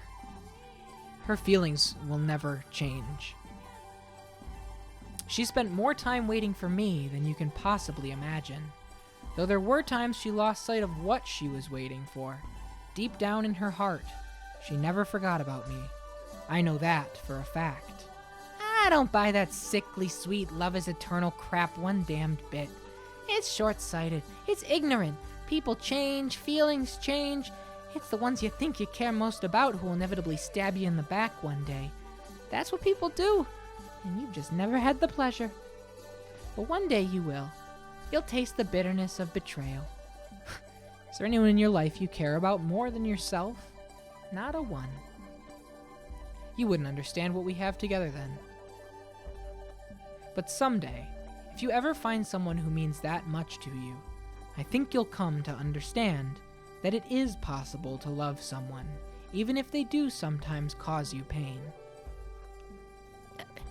You're telling this to a whore that already has me out of the running. I don't think that's true. Anyone can find someone no matter who they are. It doesn't matter how old you are or what kind of work you do. If you're a noble or a peasant. Ah, come on. You're making it sound like I'm the bad guy here. In this case, she might actually be more mature than you, Maria. Ah, shove it. Now that Michelle's answered, it's your turn. Okay, we did them all. That was our brief aside, and that's what's definitely going to make this have to be 2 more episodes. The 25 minutes we spent getting all those answers. You do. Everyone else has answered. Like I said, I don't have anyone. Oh, don't forget about the tea I made. It's going to get cold. Anyway, I'm more interested in catching up with you, Maria, than talking about boys. What happened after you left? It did need to be done. All right, sure. We could talk about that. Imagine if picking Nellie led to one of the endings. An orphanage.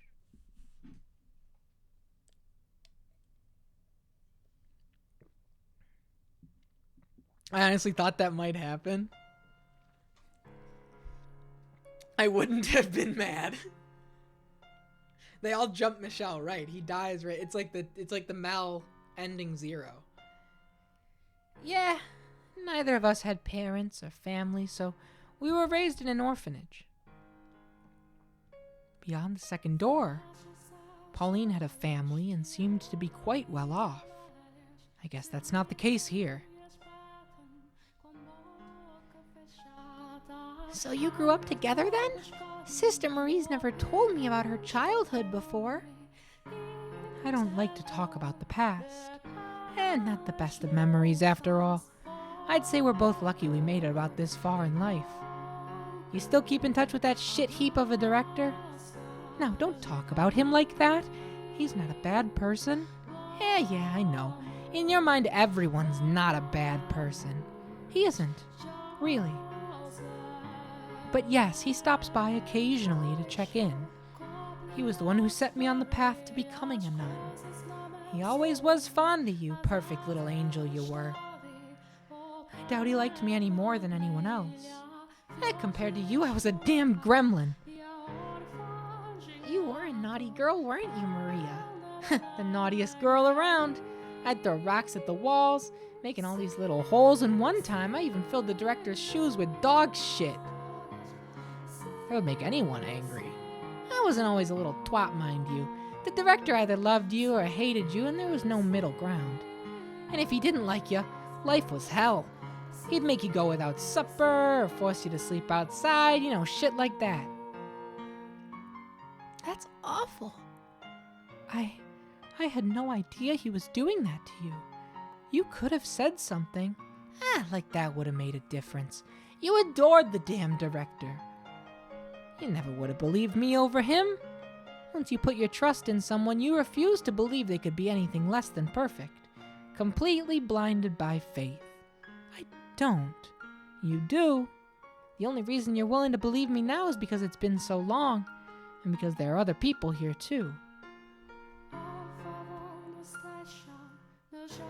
This would probably be a good time to step in, Michelle. Change the subject or something?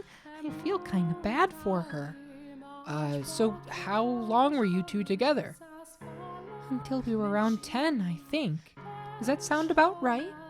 Sounds about right, yeah. I got fed up with everything and ran off. Ended up at a brothel.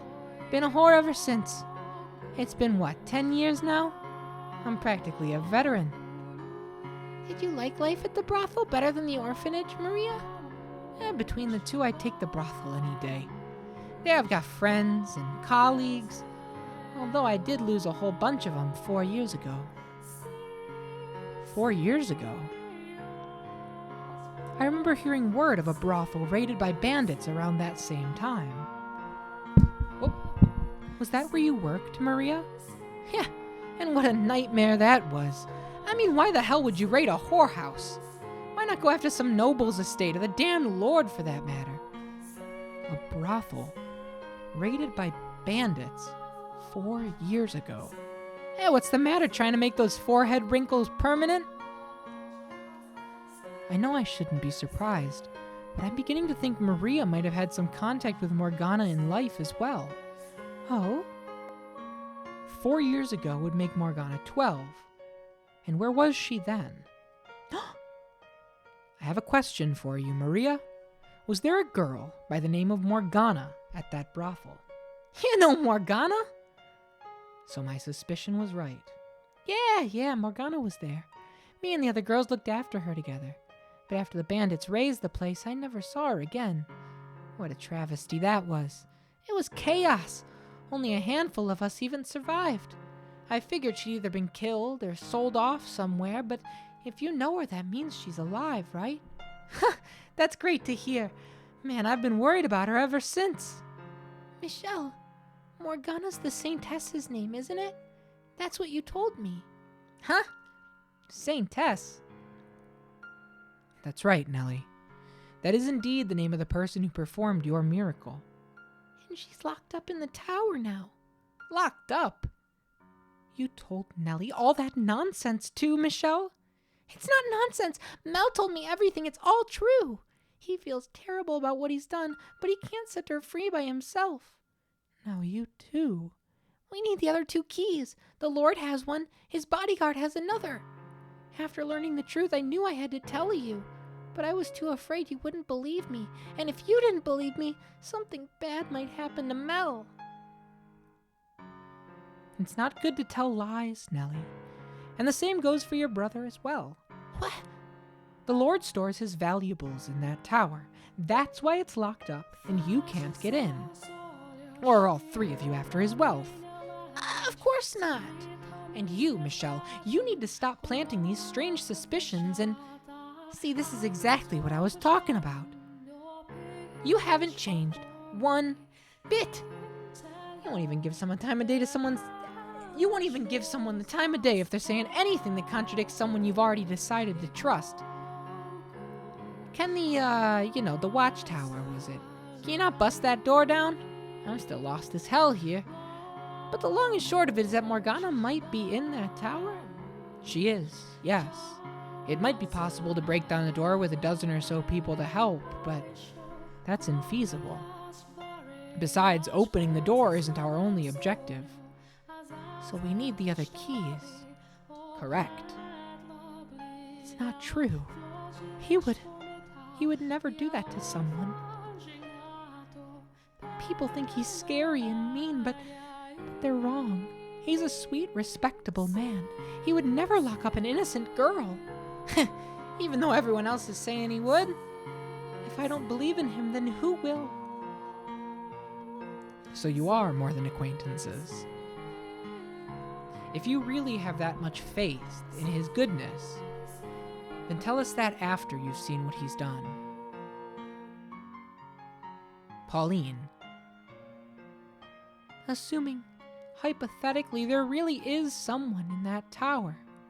There's nothing I could do about it. I'm a nun. I have no real authority here. I'm just a pretty face. Nevertheless, he started this to help you. So if you tell him to stop, he might actually listen. Please, Sister Marie, help us set the Saintess free. Hey, your ability to trust someone so completely is actually pretty amazing. But if you let it turn into blind faith, it'll come back and bite you in the ass.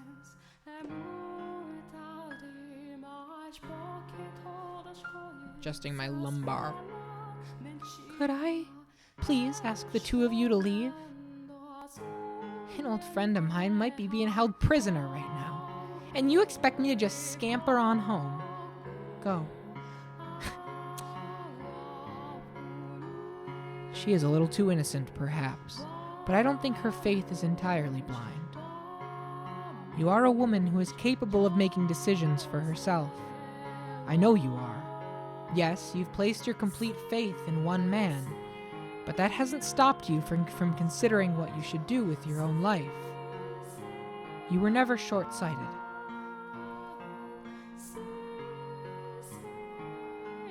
We only met yesterday. What could you possibly know about me? Give me some time. Until tomorrow. Time to think about what to do. As you wish.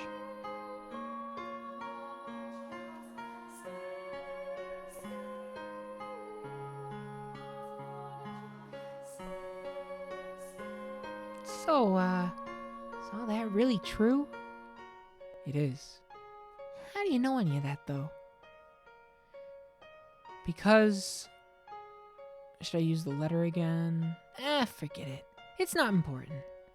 The pipsqueak ain't one to go around throwing accusations like that for shits. Point is, I'll take your word for it. And if we get the door open and it turns out there's no one there, no harm done. So you believe me? Hey, you're not lying, are you? No, I'm not. Then that's that. Frustrating part is, winning over a whore isn't going to get you very far towards fixing anything. That's not true. Just knowing you believe me is reassuring. If you say so. Could I ask you for something? You did come here in search of the Lord, didn't you? He has the third key, without which we cannot get to the tower. And my gut tells me you're the one who's going to make that possible. Oh, why would you think that? Because you have a very strong connection to him. You may think I sound crazy, but your souls are inextricably bound together. Our souls? Don't even joke. I know how it sounds, but that's the only way. Okay, you got me. I'm done lying. You're right. I came here looking for the Lord. There are rumors going around saying he's been seen coming in and out of the church here. So I figured I'd take the opportunity to cave his fucking skull in. You what? Yeah, what you gonna do about it? Call the guards on me? No, I won't, but tell me, why do you want to kill him? Why? What, are you not from around here? Well, you should know he's one hell of an aggressive ruler. I won't deny he's done wonders for the economy. City's in a great place if you're a merchant. Taxes lower than anywhere else. And all you need is enough money and you can buy citizenship. But for the people who have lived here our whole lives, the poor, the peasants, those who need the most help, it's only getting harder to stay afloat. That gap's getting bigger by the day.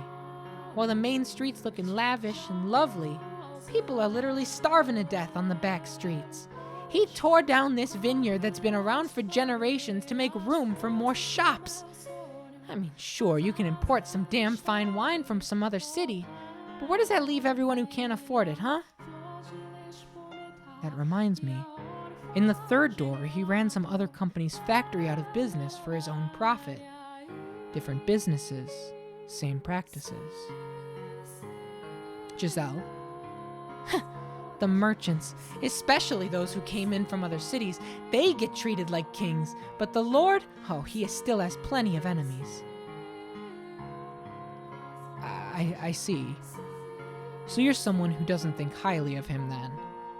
Pretty much. What would killing one man accomplish, though? Not much, probably. It'd make me feel a hell of a lot better, though. Do you not actually know the Lord in person, then? I've met him before. I know who to look for. But that's about it. There's none of this, inextricably linked souls crap. No fucking thank you. Maria says she's met him, and Morgana mentioned seeing prostitute at the Lord's Manor when she was first taken there. Could she have been one of them, then? Changing the subject a bit, there's something I wanted to ask you about Pauline. Frankly, with her being a nun, it doesn't make a damn lick of sense to me. What do you mean? I mean, this isn't what she wanted with her life. When we were kids at the orphanage, she wasn't exactly this pillar of faith. We said grace before meals, sure, but only because those were the rules. All ceremony and nothing more to it. She appears to be quite devout, to me. I'm thinking something had to have made her that way, forced her into that role. The girl I knew was pretty unexceptional. Head in the clouds, though, so we never really got along. But she was always talking about how when she left the orphanage, she'd find the perfect man, fall in love, get married. You could practically see the hearts in her eyes. They'd buy a comfortable house, have a few kids, maybe get a dog. It'd be a happy family, warm and peaceful. Every time she told me this, I'd snort and tell her she needed to get herself a more original dream, at which point she'd just start crying and calling me mean. Wow, Maria was an impressively jaded 10-year-old girl. She was a girl in love with love, and now she's a bloody nun. I guess it kinda makes sense as an extension of her unwavering trust shtick, but I mean, come on. Surely she could have chosen someone better to put that trust in. Anyway, I guess what I'm trying to get at is, as unreceptive as she was back there, she wasn't doing it maliciously. Not that I have any right to defend her after all the shit I gave her about it. You know, you're making it very hard to tell whether you like her or not. Don't think too hard about it. I'm just sticking up for an old acquaintance. Anyway, I'm thinking I'll head back. As concerned as I am about Morgana, there ain't much I can do. Guards aren't gonna believe the ramblings of some whore, especially now when she's making accusations about the damned Lord. That part's gonna be a real bitch, I figure. If there's anything I can do, though, let me know. You can find me at the brothel in town. Well, I'm off. It's late. I'm not sure how safe it is for you to be wandering around in the dark alone. Maybe I should be accompanying you. Don't worry. This is my home turf.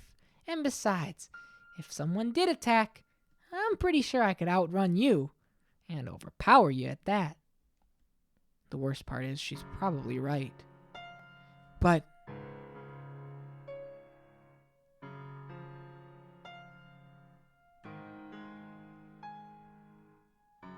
okay.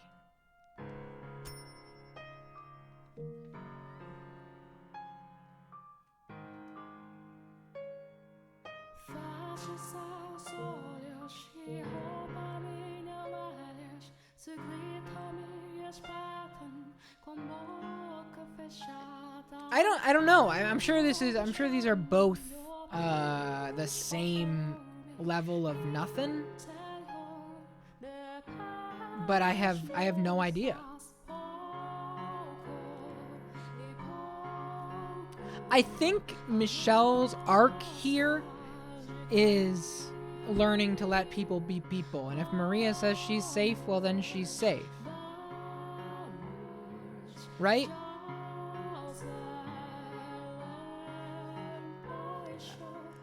I feel like if I say it's better to be safe, there might be something where he actually does die. I think very well. I think we're gonna go very well on this one. If you're certain, very well. I appreciate the thought. See ya. Hold on a second. Something else you needed? I would like, if you could, for you to tell me about the time you spent with Morgana. Anything you can, no matter how insignificant it may seem. I want to know what kind of life she had there. How's tomorrow sound? Tomorrow? I'll sneak into the courtyard tomorrow night. Meet me there. I'll tell you what you want to know. Why not now, though? No real reason. I just need a little time to sort things through. See you tomorrow night. Stay warm. Not even a chance to get another word in. Also, I feel like I'm dressed much warmer than her. Tomorrow night. Well, that doesn't leave us with much time. Giselle? What? Oh, hello. What is it? You've been so quiet, I was getting concerned. It's good to know you're still there. I guess I sort of dozed off for a bit. I'm fine, though. No need to worry. Are you sure? I think we should head back, too. We've done about everything we can today. You're right. Running into Maria was a great stroke of luck. Thanks to her, we now have confirmation that the nun is indeed Pauline. And we've potentially convinced Pauline to try and talk to the swordsman. And depending on how things pan out tomorrow, we could be getting very close to accomplishing our goal. I'm sure it'll be smooth sailing, just like with Mel. I certainly hope so.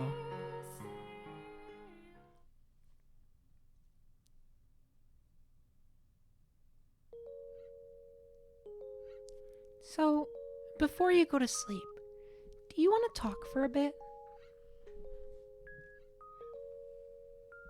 Of course. In fact, I was about to ask you the same thing. That's what you say. But on the inside, you actually enjoy being surrounded by girls more than talking to me, don't you? Yeah, this is the instrumental one too, Lurking Horror. This one doesn't have the vocals. Which I like the one with the vocals. I like the vocals a lot. And you seem to enjoy teasing me. I'm just kidding. Truthfully, I don't think I've ever wished you were there to save me more often than then. I've never been comfortable in such spirited environments. Put 3 women in a room and it'll get like that. Yeah, it can be overstimulating. I could not have been more out of my element. I don't know. You seem to fit in pretty well to me. You really think so? You made for a great plaything. Oh, right. I'm quite good at that, aren't I? I will say, there was one thing about the whole affair that surprised me. Oh, what will that be? I didn't expect I would be able to have such a normal social interaction. Not because I'm awkward or a poor conversationalist. For most of my life, I was cursed. I was irregular. And you were the only one who didn't treat me like that. That came to be what I saw as normal. And as such, being able to participate in a social gathering like that is a very exotic sensation. Not in this timeline he didn't, Franco. In this timeline he said he loved somebody. We reloaded the save. Don't you put that on this Michelle. This Michelle's a totally different person. It feels almost like it shouldn't be possible. You are normal, Michelle. An ordinary man. This, right here, is my swag. This is what I wish I always had in life, and for me to finally attain it in death. Though I suppose lamenting the details would make me ungrateful. I am glad to have had the experience, though. I'm glad to hear it. So, I know I've been talking about how much I want to save Morgana, and that hasn't changed. And neither is my desire to change everyone's future.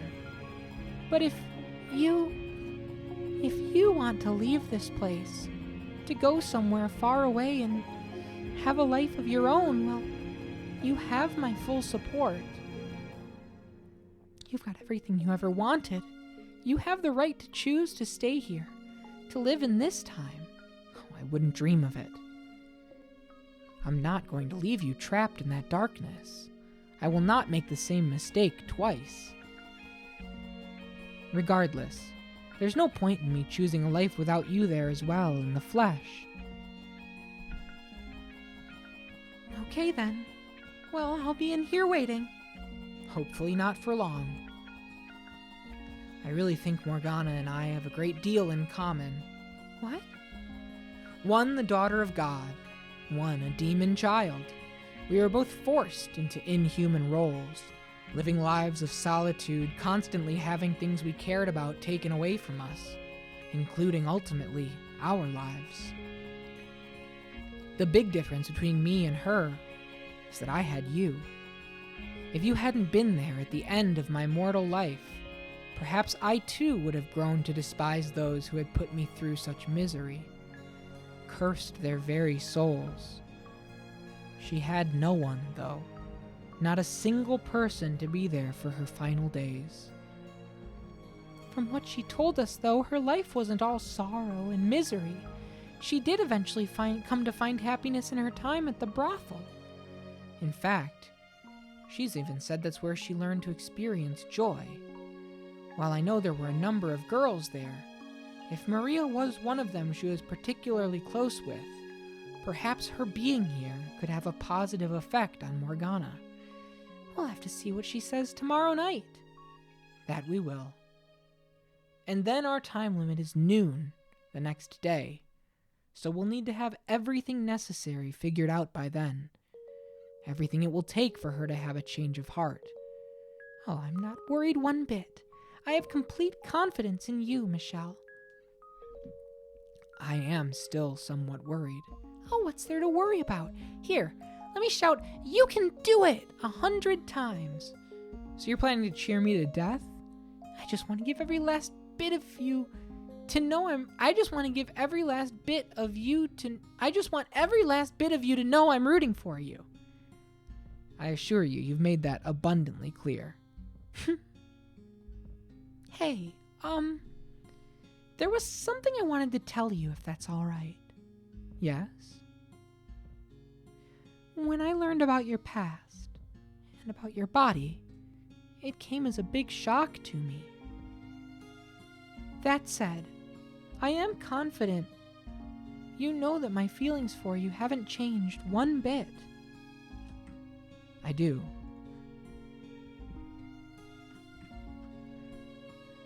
But what I want you to know is that even if I had found out back then, instead of after having waited hundreds of years for you to return, my feelings still would not have changed. If you had told me that while we were alive, I would have still accepted you. Now, of course, I know it's not something you could have come out with so easily, especially considering everything you went through because of it. But we've only lived together for a little over a year, and we were only partners for a month.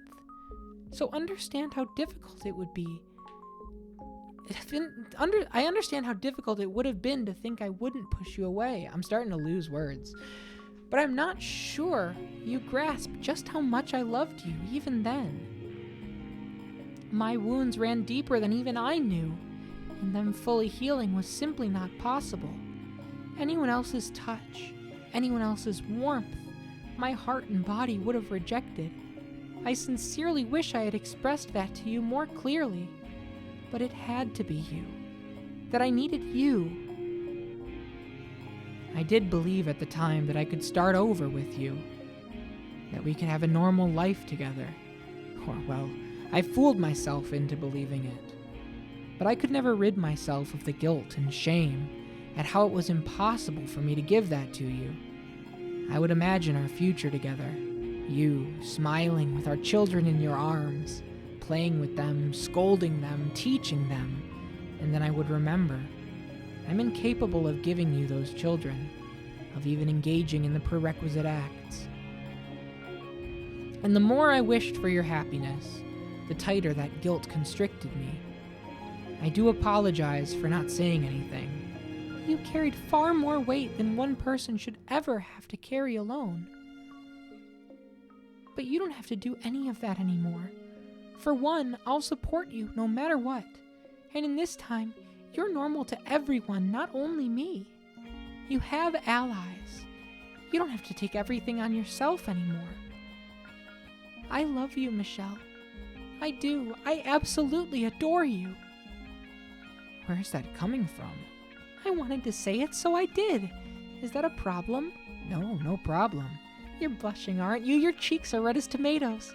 Oh, I wish I could see you now. I'm going to open the window. Why? It's night. It's going to be cold. Exactly. I need to cool down.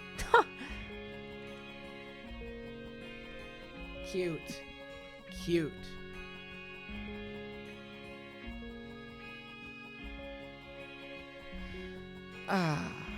What are you eyeing at? It's a spring snow. It's gorgeous. There was hardly a cloud when I was outside earlier, and now it's snowing. Are you worried Maria might catch something out in this weather? Hopefully she's in bed by now. I've never seen it snow in the spring before. Maybe I just wasn't paying any attention to what lay beyond the dark walls of that house. Maybe. Have you? Have I? Seen a springtime snow before? Oh, 3 or 4 times, perhaps. So not very often, no. So you've seen this already. Would it have been better if I hadn't? No, that's not what I'm saying. I just thought it would be nice if it was the first time for both of us. You sound like a little kid. No. Oops. Is that childish? Well, I don't mind either way. I'm still glad my first time seeing it isn't alone. Are you seeing what I'm seeing? The little specks of white drifting through the darkness? Yes, I can see it. It's beautiful. I'm happy I could see this with you too.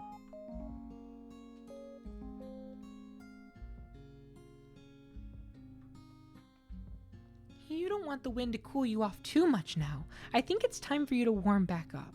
Sorry, I was so engrossed by the night. Maybe it'll stick and you can get to see it tomorrow. The grounds would be quite lovely covered in snow. But for now, you should get some sleep. I suppose. You already passed out once today. You need to make sure you're well rested. Well, it's hard to argue with that. I'll be counting on your help again tomorrow. Our success or failure depends on how tomorrow goes. And that it does. Let's make it count. Good night, Giselle. Good night, Michelle.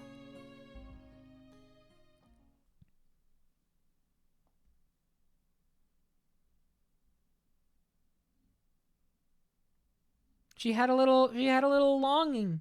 A little longing. She wanted to say something that she couldn't bring herself to say after the lights went out. One day until her death. And I can feel myself starting to fade. So instead of like 40 minutes of, working through it, we'll have 2 more streams, 1 more stream, and then the grand finale to wind out the year. And I think how we'll have it go is the finale will be the last normal stream, the last subathon stream of the year, it's a great, I think it's a great way to end 2022 Goated Quest with, it was always going to be a house in Fata Morgana, but just to kind of have it in the books, locked in, a true finale. And we'll handle that next time. I don't quite know what day it'll be, but next time on the House in Fata Morgana, episode 15. Pretty crazy. Thank you, everybody, for being here. Thank you for hanging out.